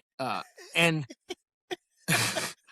the general kind of leaned back and then he looked over at like his aides and he mouthed it. He was like, hobi? And the captain, this captain was like, yeah, hobi. It checks out. It's a word. It's not a word, by the way, not a word at all. And I pulled it out of nowhere. And to this day, they were like, this the dude that made up a word and briefed a general and called it hobi. I've done that several times afterward because it became a game for me. I briefed a cover for action to General Brennan. We were supposed to be in a river doing recon, and he said, what are you going to be doing? And I couldn't remember the name of the term for when you put your arm down in a hole and get a catfish. So I was like, sir, we're going to be canoodling for catfish. And he leaned back, and he knew it right away, too. He was like, you sure about that? And I was like, absolutely. Canoodling. He's like, okay. Hey, you said it with confidence. Yeah, with as much confidence as I could have. And I was like, I know it's something like that. I don't know the word, but. But you brought back so many memories with the coochie because we were, hey, there's a bunch of coochie out there. Yeah. Remember, their camp would just like move periodically a couple weeks. Yep. Like, oh, they go. How was it? Was it a big transition when you put that dot on versus being enlisted? It was, man. It wasn't. You come out of there the same way you come out of everything else in the Army. You think like, I don't feel any different than I did yesterday. You know, you don't realize how much you know until it's called upon you to talk about it, because you'd be in a brief and it'd be officers, some E9s, you know, some 04s, some 05s, and they're just arguing about end state orders and execution, you know, and how it goes down. And then you'd kind of be sitting there taking notes and they'd be like, what do you think, Chief? And you're like, whoa. And this guy that probably wouldn't have taken your advice prior to the course, 6 months prior, is now taking your advice as gospel. And your job essentially as a warrant is to kind of be a subject matter expert in SF, be a subject matter expert, but a lot of times red hat stuff, right? So you're like, and I got really good at that because you don't want to give anybody the answer. So you're like, well, have you thought about this? You actually become the other guy in the briefing, but it's a less formal scenario. You're like, he's trying to get to this for his end state. Have you thought about X, Y, and Z in order to get there? Well, you should think about this. And you end up kind of like guiding them to a center line, to a common ground. And it's really, really fun. But a lot of people that might not have listened to you months prior now take your word as hard line concrete. You're like, this is pretty cool. I got my big boy pants on. I remember going in and telling some like NCO buddies, he was like, how was it? And I was like, it was cool. They listened to you. Like they think they took what I said and they actually did it. Look at that. Just because of a dot. And I feel no different. But I remember thinking like having imposter syndrome, which, you know, a lot of us struggle with. And I'm like, am I really as smart as I think I am? Because I'm a warrant now. And they know that I'm a warrant. They're looking to me. But eventually it becomes second nature because you'll watch a couple NCOs with a problem set and I'll like let them deal with it. And I'll do the same thing. I'm like, have you thought about this? And they're like, oh, why not? Or they'll come up to you with a problem. They're like, hey, Chief, this, that, and the other. And this happened. And I was like too busy to really pay attention to it. I was typing something. I was like, yeah, this is how you solve this. Like this and that, call this person, do this. And then I remember like taking a step back. They're like, oh, see, I knew he would know. And they like left. And I remember sitting back and like, how did I know how to do that? But it's because you can't go to the warrant course for a couple of years. You've been in group, been in the Army, and then just experience. And then when that problem set comes up, you have enough prior knowledge to be able to pull it out of your toolkit and just send it down the road. And that never stopped happening. On a team, you have to buy beer if it's your first time doing something, or if it's, something like that. You have to buy a sixer for the team room. And I couldn't tell you the last time I had to buy a sixer for the team room for doing anything new. I did have to buy them if they came out with new equipment that I hadn't touched before, which happened. Yep. I'd like be picking up some Wazoo thing, like a thermal device, and I'm like reading the technical manual, like, this is my turn to buy a beer, because I had no idea what I'm looking at. When the new 60 base plate came out, as a former Bravo, 18 Bravo weapons guy, man, I like sat there like looking at that thing, and I was like, oh no. It's always new equipment, but as far as experiences and the knowledge, you have it. And it felt really good, man. I enjoyed being a warrant. That was the highlight of my career. It really was. Awesome, man. Now, let's talk about, you just started transitioning out. Well, you just retired back in March. What was it like taking that uniform off, man? Well, what was it like knowing, okay, you made the ultimate decision, okay, it's my time, I'm about to retire? Walk me through that. How'd you feel? Well, I mean, to kind of give you the guide through it, I have to back up, because 2022 was a tough year for me. That was my median year. Okay. I had done another trip. I had done a really long school in intelligence training thing, and my son was, I think, 4 at the time. He maybe just turned 4, my middle son. And I got back from that thing and everything was fine. And he didn't really recognize me. He kind of hung out behind the counter and he was like looking at me and he was like, who is this guy? And I had talked to him on the phone a little bit, but he was 3 or 4 years old, so it didn't really make a difference. And then he was really, he told my wife that night, he's like, Dad doesn't need to tuck me in. Like, he doesn't need to read me a book. And that killed me. That broke my heart. Because, I've always wanted to fatherhood for me is a really, really important thing. It was my second calling, and it goes back to when I began to retire and get to the end of my career. I had always been looking for what I was supposed to do since I lived. I'm the guy that lived from a headshot. Am I supposed to invent the longer lasting light bulb? Am I supposed to cure cancer? Nothing was happening. I had put myself in precarious situations for years. People were calling what I did in combat, some of my exploits, stupid. They're not brave. You're being careless, you're being reckless. But I was like, I've got this weird thing in my head where if like it's gonna happen, if it's supposed to happen, it's gonna happen, because I've obviously been skipped over somehow, or maybe the universe is rewriting the ship. But when my sons were born, I was like, all right, maybe my greatness, maybe what I'm supposed to do is through them. So anyway, when my son just didn't want anything to do with me, I was like, this is it. Like, I'm going to do my time and be done with it. Because of my warrant commitment, I had to go over 20 years, which is fine. But I knew it was time. I knew it was time for me to focus on them, focus on my next life. And plus, I had given everything I had to operational time. I loved being on a team. So I have like 100 and almost 180 months of just being on a team, which is wildly high. Because I was able to navigate that NCO professional development model and go like, all right, this job, no staff time except for that one time, but no instructor time, no 3-year gig here. It was just running and gunning. And then if you go warrant, like if you make E8, the minute your E8 time is done, 18 months to 2 years, if you're behind a desk, you're a sergeant major now. You're company sergeant major. Warrant buys you 6 more years on a team with the boys. Oh, wow. And that's what I did. I just ran the course of it, and it ran out. They were like, hey, you can take the dive locker officer in charge position, the scuba locker at 7th Group, or you can, retire or wait for this company to open up. But like your time on a team is done. And I was like, come on. They're like, come on, man. You have like the more team time than anybody. And I was like, it like really, really hurt me, man. And I knew that mixed with how my son felt and the fact that I needed more time with my family. It made it an easier decision. My older son wrote an essay. He was reading The Secret Garden and had to make a family comparison paper.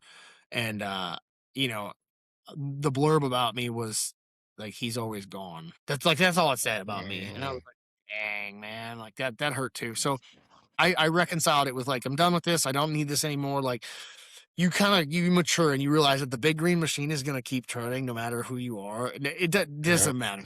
I'll be out and we'll find somebody to fill my role. And in a couple months, I won't be talked about anymore and it'll just keep moving on. That's fine. Yeah.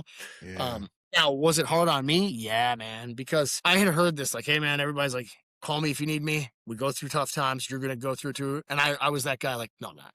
I'll be fine. I'm ready. I'm ready now. No, it sucks. It really does suck. I cracked a joke at one of my kids' sports practices and like, no, I got these like death stares. And I was like, the old homies would think that was funny, It's you. You got no sense of humor. But the fact that I don't have an objective, you're trying to find your purpose. Yes, it's being a father and leading like that. But I just sat at my desk here for the first little while and I was like, I don't have a to-do list at all. I'm like, I have to make my own to-do list. And I remember like looking down and writing like mow the lawn. And then I just looked at it for a minute. I was like, well, I guess I better mow the lawn. There's, I'm on my own timeline, my own to-do list. I don't really know what I'm supposed to be doing. So I'm like, and then my wife's like getting a little bit hectic because I'm just fixing things. And you go into the area where things aren't broken. Like I built a firewood like shack because I had spare wood. And I was like, I'm going to build a firewood shack.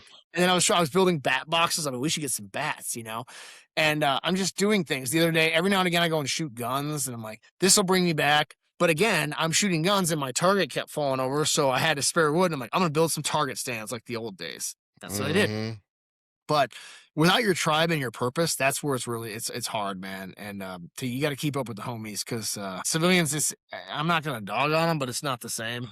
It's not the same. It's not. When I look off into a crowd of civilians, I told this to a therapist one time. The 7th group makes you see these therapy, these social workers, and I was like, she's like, what is it about civilians that you dislike so much? And I was like, do you ever been to the zoo and you go to the penguin display and none of them are moving? They're all just standing there and they just watch you with their eyes as you pass by. There's like hundreds of them, but they're not doing anything. There might be that one like sliding into the water, but everybody else is just staring at you. Like that's how civilians look. If I'm in the supermarket in the sandwich line, I just feel like you all are just bumping into each other with no objective and I don't know what's going on with you guys.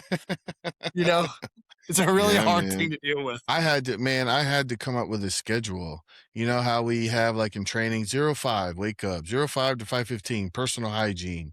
I've had to develop that with myself, man. And that's kind of helped me be a little successful, especially getting things done because, you can sit here and doomsday scroll on your phone and get lost. You're like 2 hours later, like, hey, what happened? Yeah. I've had to do the same thing, man. I made that compromise a couple months ago. I was like, all right, obviously I just have to do this myself because I have nowhere to be at any given time. So like I have to do this myself and I have to do it according to what everybody else is doing. So I bought a 8-foot by like 4-foot calendar like we had in the team rooms and I fill it out. It's on the wall over there and I fill out myself. I'm like, yeah, got appointment here, got to do this here. And I do my whole thing myself. My wife dogs on me because she's like, you have a calendar on your phone. And it's got like reminders. I'm like, yeah, I'm not doing that. I'm still using the whiteboard. But you're right. That's the hardest thing is like, I think that's where people fall into the pit, man, is that like they have nobody telling them what to do. So they don't have an objective, but you actually have to cultivate your own purpose. You have to cultivate your own purpose, whether or not that's a holistic, but that involves, it's like a training schedule. You have to have your near term, your midterm and your far term training objectives for everything, right? I'm going to build a bat house this week. Eventually it'll get to a dog house and then so on and so forth, a dock for the pond. But you have to cultivate that all yourself. Nothing is being given to you. In group, you get training guidance every year from the group command. And that's what dictates how you're going to train, right? I'm going to train, shoot, move, communicate, X, Y, and Z. You're getting nothing. So if you don't take the initiative and write down your own purpose and the mini objectives to accomplish that, like you have with this podcast and stuff, then you fall into a pit of despair, dude. You're doom scrolling, you're drinking, you're doing stuff, and like you just have to keep yourself busy. I built 12 target stands for no reason. It'll come in handy one day, don't worry. Yeah.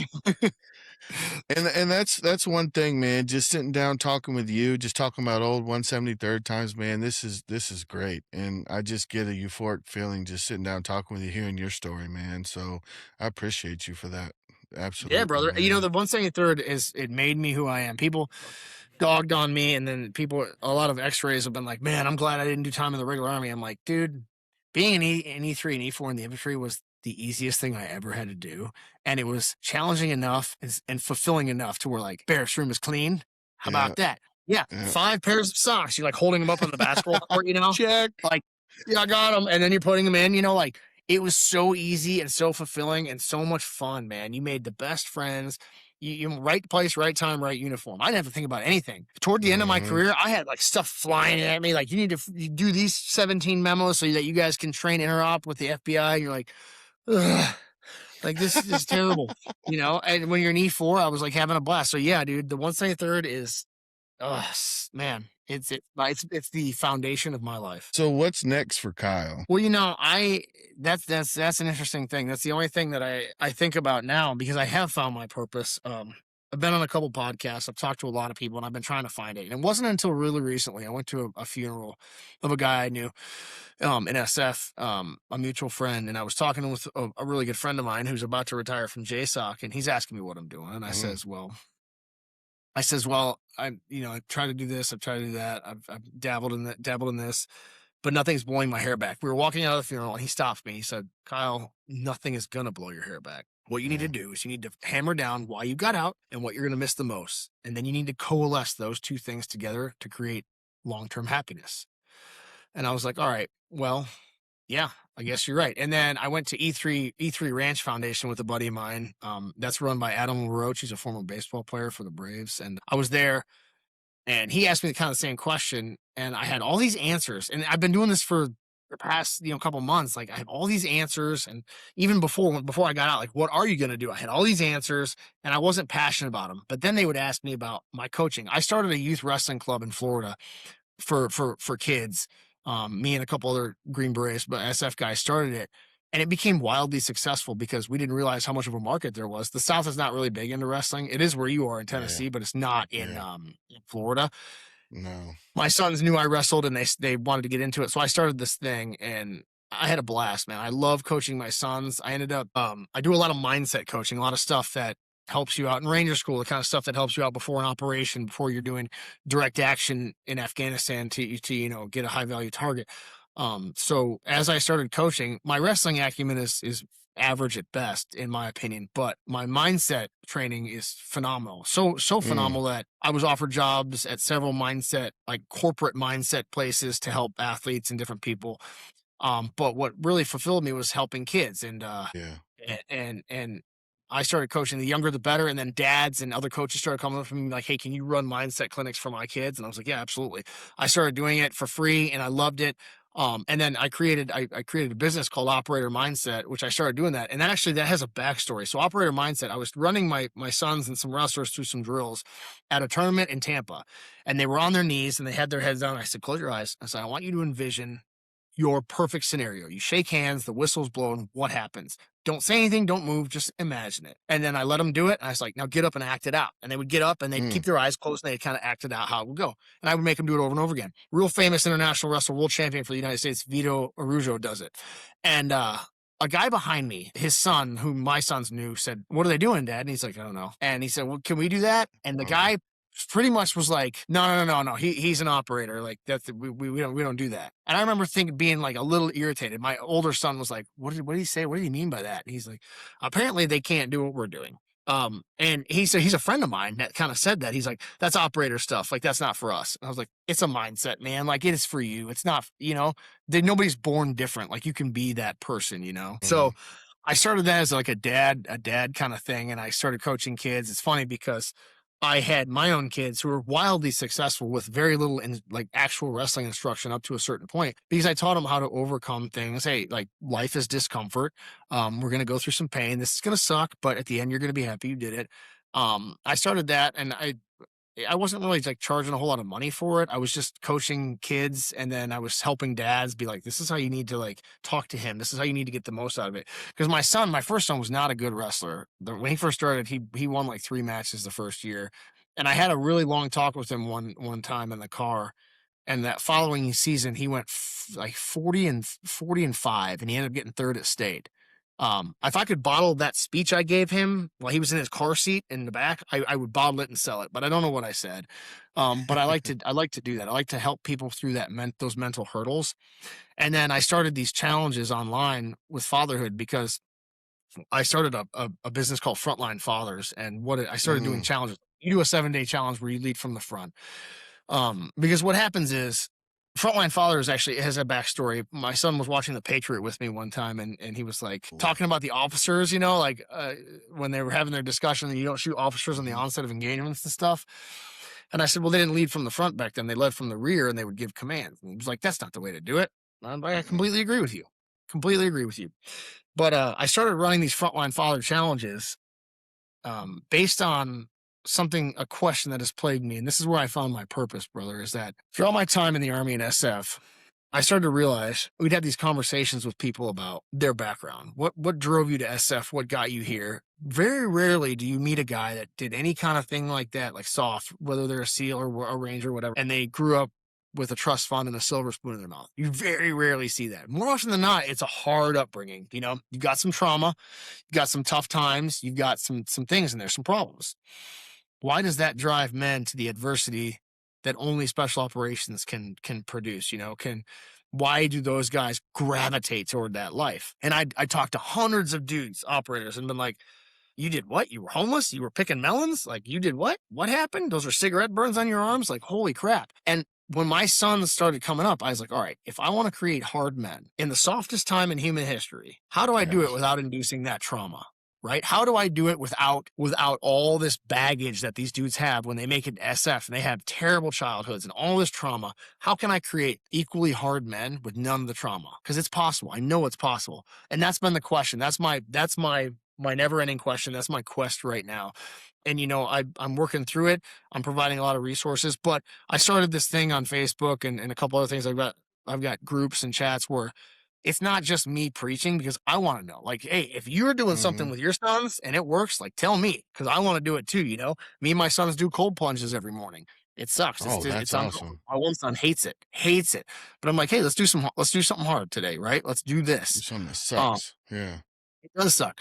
And what's really got me mad at a wrestling tournament some years ago, I saw a dad berating his son for not making weight, and he was not in shape, and I think he was eating a Snickers bar or something. And I remember getting real mad, and I kind of went off about leading from the front. I'm like, look, man, like, kids don't listen to our words, man. They watch what we're doing. Then I started realizing that a lot of it has to do with the perception. Like, a coach can only do so much. What's happening at home? That mixed with, like, the idea I was talking about, trying to figure out how to create, for lack of a better term, hard men in the softest time we've ever had. In Western society, in this day and age, it's super easy, right? And dads would come up and they'd say, oh, yeah, I can't get him to do this, or I can't do that. And, and most of the time they'd answer their own question, but not know it. One dad was like, he should be 4 weight classes lower than he is, but I can't get him to stop binging on midnight cereal. And another guy, I was just eavesdropping. Another guy was like, where's the cereal at? He's like, from my midnight cereal stash. I'm like, well, you just answered your own question, homie. And I started to coalesce the two with Army leadership. What makes a good leader versus a bad leader in the Army, especially in the special operations world. Well, it's leading from the front, leading by example. Words mean nothing. Actions and stewardship and mentorship mean everything.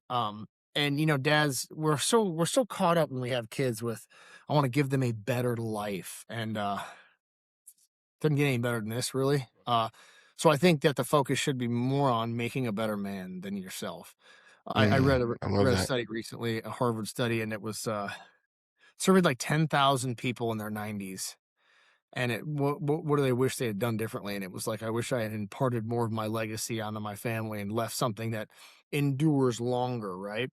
So I do everything with my sons, absolutely everything. If I'm cutting wood, they're cutting wood. If they're running or working out to get ready for something, I'm working out with them. I'm always in front of them. And I take a very weird stance. Some people might not like it, but they'll never beat me at anything until they can actually beat me at something. And I would never ask them to do anything that I wouldn't do. I'm always in the front. And, every dad has these moments where it's like, I used to, dip Copenhagen, and I saw my 2 or 3 year old son pretending to spit in a bottle. And I was like, oh, no, that's done, everything that they do or become is 100% on us. And I'm trying to get away from the stigma that we're just like part-time parents and we're like fathers are everything, man. And these dads that push their kids to a limit in sports or whatever and don't expect the same of themselves is just bush league, in my opinion, you know? And that doesn't mean you have to be an all-star, but always pressing to be Mm-hmm. better, you know? Always moving the needle a little bit in something. Your career, you know, your education, your fitness, whatever it is, move the needle and let the kids see you move the needle. More often than not, they'll want to move the needle in their lives too, you know? They're always trying to give, you know, this day and age, we're always trying to give our kids comfort and make sure they're okay and not bored. And it's like, dude, now you're having these problems in the workplace with younger kids. I was recently asked to work for a firm that essentially teaches post undergraduate kids how to work in the workforce and like have expectations of them and meet timelines. And I'm like, this is wild that this has to be taught to 22-year-old college kids after going to college. Like, you really have to know this stuff? Well, that's a dad's job. Hey, you're 10 minutes Yeah. early to a location. You know, you're dressed appropriately, right time, right place, right uniform, right? So that's essentially what I'm doing for kids and for their dads. I'm trying to get this going. I run these challenges. It's like, hey, wake up before the sun gets up. If you're mad that your kid's on his iPod, don't be on your phone. Simple as that. Like, if he's on his iPad, you're on your phone. They're connected, right? If he's eating crap, you're eating crap. If you want to do anything, if you want to get him to do some hard stuff, overcome a fear, tell him about a fear of yours and you go overcome it with him. You know, whatever it is, something like that. That's the Frontline Fathers Challenge. I'm really, really pumped about doing it. You can get one of my shirts from it. It's the only place I won't sell them or give them away. You got to pass the challenge and do it with one of your sons. Nice. But it took Okay. me a long time, dude. I tell everybody, like, this is what I'm going to do. And then they'd be like, oh, man, so how's the coaching and the wrestling thing going with the kids? And then I would light up and I'd start talking about, this is what we're doing. We're doing axe throwing this week. And we're going to try and throw axes, you know? For the 4th of July, I had them make their fire with a magnesium bar, old school, with a flint, like Bear Grylls. Mm-hmm. They were out there for like an hour, but I was like, hey, figure it out, you know? And I gave them the tools, the tinder and the kindling and everything. And I showed them how. I was like, you have this, you can do this. And it worked. It worked out. They got it going. And I was like, you see, we can do this. It takes a little doing, but we can do it. And that's where my passion really lies. So I'm really fired up. I'm going to be launching a lot of things in the near future about this stuff because it's a forum. It's interactive. I want ideas too. What are you doing with your sons that I could be doing that I didn't think about, right? Like, nobody's perfect. There's all these different techniques, you know? So that's what really lights me up, man. If you can't tell, like, I like to place controlled stressors on my kids, like not the pressure. Everybody's like, you know, you can't put pressure on your kids too young. Like, they're going to get pressure later on. It's not higher pressure, but absolutely put a little pressure on them and see how they react. And then when they fail, emphasize that it's a good thing. We can't learn without failure. Like, right on, you fell off. Let's get back on the horse. Like, no big deal, dude. Let's keep moving forward. And that's my passion, brother. That's what I'm going for. Fail forward, man, because I've learned way more from my failures than my triumphs. Yeah. So yeah, that's definitely you learn a lot more because I think and with you just hearing your story, you failing SFAS and then going to the 173rd, you're like, well, I still have something I still have a void that I have to fill. Yeah, so you sure. went back and you were majorly successful, and that kind of catapulted to what you're doing now. And it's kind of like what you said, leadership lead from the front, because just in the military, Joe's going to watch their leadership. They pick up what their leadership's doing, and don't let a leader out here telling a Joe to do something they're not willing to do, because they're going to throw that in your face. Yeah, imagine yelling at somebody for walking across the grass and then having them catch you do it, or cigarette butts, or anything. Like, come on, man. And then parents and fathers wonder why their kids are doing these things. Well, you're walking across the grass and telling them not to. You're throwing a cigarette butt down. Well, there's a detail to pick them up. Like, come on, dude. We're better than that, you know? Yeah, I go back to I got onto my kids for having messy rooms, and I was like, well, I'm not gonna have a messy room if I'm telling them their rooms are messy. So I made sure I made the bed and made sure I leave the door open so they can see, hey, my room's clean. You need to have your room clean. Yep. I go over the same thing, dude. Like, bathroom mirror. I'm like, God, I got spots. Like, and I'm yelling at them about their toothbrush spots. I'm like, God, you got to do it. But it's that goes way further than telling them to clean their room. You know, those words fall on deaf ears, but if they see it, they're like, well, now I look like a turd because his room's clean. So where do you see Frontline Fathers a year from now? So I'm working on like an interactive community right now. And I've structured it to where there's a little bit of a selection. I'm gonna let fathers in. I've already got a few in there right now. Dads that I know that we coalesce together on different things, and we group together and like, hey, I'm doing this, I'm doing that. And this really started for me. I went on a different podcast, and it was about the wrestling thing at first. It was called Present Fathers, and that dude's a major in the reserves, I think. And he's a great dude. And then, I talked to a friend of mine, Nick Lavery. I'm sure you've heard of him. Yeah, he's here. He's here in Clarksville. Nick is. Yeah. And we talked, and he told me that it was my passion. So I've been trying to like reach out and figure out how to do it. And yeah, I'm going to be running like an interactive community with some coursework and stuff like that I'm really fired up about. And then bringing people on as moderators of that, so that we can all just exchange ideas, because everybody loves that graphic. Hard men create good times, good times. Yes. Well, where are we? We're in the good times right now, and we're doing nothing to continue the good times. It's going to continue that loop unless we stop that cycle and create hard men in good times. You know what I'm saying? Absolutely, man. And so my entire goal is to break that loop and figure out how we create hard men without the trauma, without all the therapy and stuff. Like, oh man, yeah, it was so hard, a homeless, broken home. Like, no, we can create hard men and have them still be compassionate, honorable, high integrity men that are moving forward with a purpose. We can do that. Like that's not a big lift. And that's what I'm doing. So Frontline Fathers is going to be my baby. And I'm working really hard with it, with a couple of godfathers of my kids and stuff like that. Awesome, man. That sounds amazing. So I got some rapid fire questions for you. Ranger school, combat dive school? Combat dive school. Terrible. Worst thing I've ever done. Best school you never want to repeat? Combat dive school. So, yeah. I hear horror stories about pre-scuba. Dude, it's like the idea that like if you don't black out once, you're not really a diver. That's for sure, dude. The first test I had, the first like actual competency test, the lights went out, man. It started getting like black, and then I guess I did some kind of like motion in the water. The guys are watching me, and I just fell face first. I woke up underneath an ambulance with an oxygen mask on. I'm like, what happened? Did I pass? They're like, no. I was like, oh man, that's terrible. Thankfully there's a retest, but yeah, it's terrible. But then once you get over the hump of, I guess you have to really let go of it, man. You got to be like, well, if this happens, this happens. If I black out, if something happens, you got to kind of let go of it. Then it becomes super fun. Then you're just diving in the ocean in Key West. You're having a blast. But before that, it is stressful as hell. Yeah. Most underrated badge or tab? Most underrated badge or tab? I was going to say that jump master is really hard to achieve. Yeah. Jump master is really, really hard, man. That 5 minutes, 3 jumpers, people like you're flying through it, just praying that you're catching gigs. You're like, I'm just going and going and going. And you're like, luckily, funny story. I remember the people, my jump masters, they would play this radio when we would do it. And When Doves Cry by Prince came on one time, and I found that the beat follows the JMPI sequence really well. So I would have that going all the time. Everything from the helmet to the clicks down to the reserve, it follows it. So I did it to this beat of this Prince song. But yeah, dude, 5 jumpers trying to find like pieces of cotton cloth and webbing and everything. It's super stressful, and you want to make it because it's a big gate in the Airborne community. Absolutely, especially in the 82nd. I was there for 12 years. If you weren't a jump master, you were nothing. Yeah, especially in a leadership role. Yeah, dude.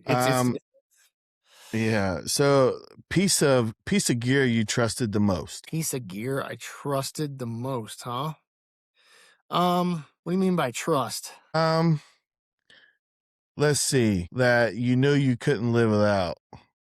I'm trying to think of an example of a piece of gear.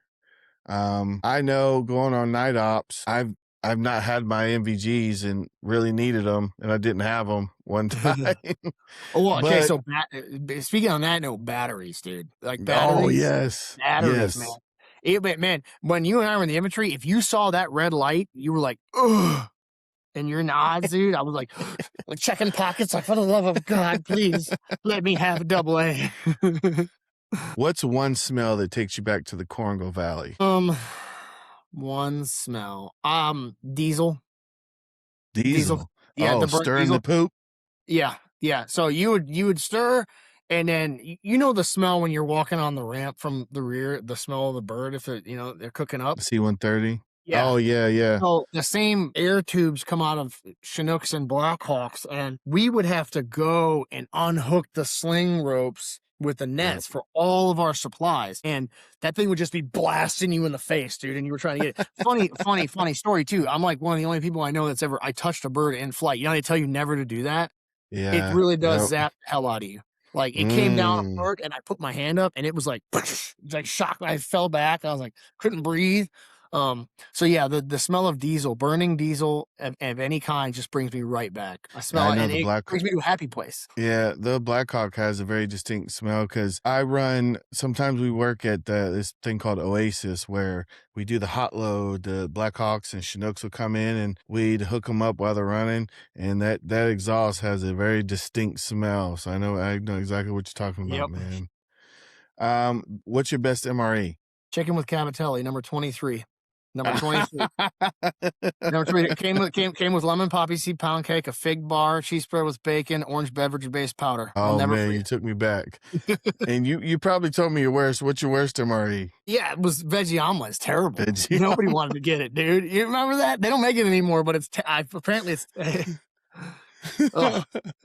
You eat it once, you're like, no, I'll go hungry. Yeah, no, yeah. Best NCO trait. In one word. Integrity. I love it. Worst leadership trail in one word. Or trait, I guess. Worst leadership trait. Yeah.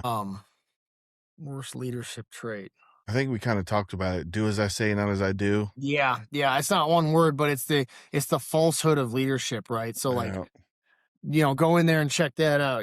Do this, and they're not willing to do anything. I hate it. Okay, who wins the argument? Saw Gunner Kyle or Chief Warrant Officer Kyle? Chief Kyle wins it all day long. Yeah? All day long, yeah, because I'll go 3 sentences deep, and Saw Gunner Kyle's like, I'm going to go ahead and pull security. So I'll give you a quick story. I jumped with the group in Germany. I did a C-130 tailgate with the toggles MC6. Mm-hmm. And I asked one of the SF guys, I'm like, hey, is this kind of like free falling? He's like, no, it's like night and day. So that prompted me when I got to Italy, I met this guy named Marty. So Marty used to be an old Halo instructor and he was teaching people how to skydive. So I started free falling in Italy and I fell in love with it. And and this never happened to me. Did you ever have to have a cutaway? No, I didn't have a cutaway. I almost did. Cutaways are terrifying, and I'm happy I didn't. Yeah, I did have a very, very bad jump. So I've had a couple bad jumps. I always tell people, they're like, what's the difference between static line and Halo? And I'm like, static line, if you jump 100 times, you might have like 5 or 10 like good landings, but 80 to 90 of them are like a 6 on the pain scale to an 8. You're like, oh, you just lay there. Halo, you might jump 100 times and 99 of them will be light as a feather, but one of them is going to suck. You hit a dust devil, you catch you're stolen, you're like, pow. And I've hit a couple times. Yeah, my ruck, I released a ruck and it hit a cactus one time in a night jump and it like pulled me forward and I didn't know it hit a cactus. So I got strung up and did like this rainbow cartwheel and just boom, boom, boom, boom. I ended up breaking my ankle. I ripped out my knee. I had to get surgery on my knee. It was terrible. Broke my nods, broke my oxygen mask. I was just laying in a plume of dust. Like my captain was like, it looked like a satellite crashed on the moon.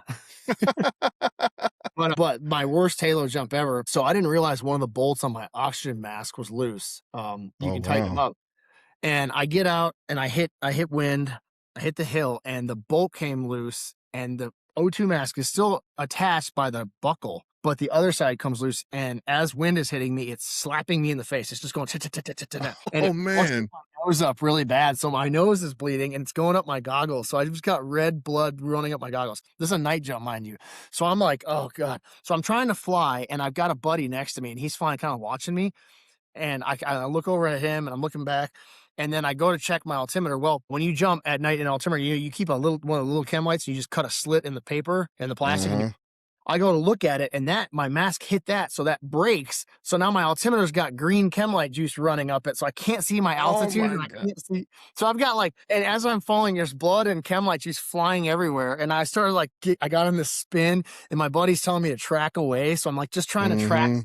And then he's just like, just pull it, man. Just pull it and fly away. And I was like, I get down, dude. I pulled and just landed in the dark by myself. Like, and the truck comes up and they're just looking at me and I'm covered in blood and green. My canopy's glowing. Everything's glowing. Oh my God. And they were like, that's the worst thing I've ever seen. I was like, I don't know what happened. But that was, looks like somebody killed a predator over there, huh? Yeah. Yeah. And they didn't even care about the blood. They're like, how much Chem light juice did you get on the canopy? Because it'll corrode it. And I'm like, dude, come on, man. Messed up here. What are you talking about? Now, what's one person from Restrepo you wish listeners knew more about? Mark Patterson, our platoon sergeant. Okay. Mark Patterson. Not a lot of people. He went kind of quiet. I heard he got the job right after that. He was a ROTC instructor at Ohio State, but he had a tremendous impact on me. And a lot of us, we still talk about him. Some people still chat with him, but I don't think he understands how institutional he was to us, our motivation or drive just to make him proud. And the squad leaders were phenomenal. I have nothing bad to say about him. Like mine, McDonough was amazing. Kevin Rice was amazing. Simon was amazing. Bruno they were all great. Mark was like the dad, man. Mark Patterson and even my wife met him when we were dating. She's like, something about him is just, and I'm like, that's the man. That's the platoon daddy, you know? And he wanted to make him proud every day. And he would just say little things. I mean, and the way even new lieutenants like went up to him and kind of were around him, you're like, you knew he knew his stuff, you know? And one of the times I got hit, I was a 240 gunner right above his position. He was below me and he was, calling fires and doing whatever. And I was firing. We were in this big attack, and I was going to change cans, and an RPG had come in. I was going to hit the cliff right below us, and he was below me in this hole, and I didn't realize it. So I slapped the feed tray, and I sunk down, and I kicked him right in the head. And then I kind of covered. I like hunched over and blasted, and I got this whole arm peppered in RPG metal and crap. But I looked up at him, and he had like this big shiner. He's like, "What happened?" I was like, "I'm sorry, man." Like, guys, I don't know what happened, but yeah, I think he's not very vocal, dude. Not a lot of people know about him, but he was instrumental in all of our success, I think. Awesome, man. Man, Kyle, I really appreciate you taking the time out to come on here, man. It's been a pleasure conversing with you, just talking about old 173rd stuff and just hearing your story and especially about, what you got going on with the Frontline fathers and everything, man. So I commend you and I wish nothing but success for you in the future, my man. Appreciate it, brothers. Likewise, man. Keep it going. Absolutely, man. Thank you so much. Yeah, my pleasure. Hey, until next time, y'all, stay swaggy, stay strong, man. Thank y'all. Peace.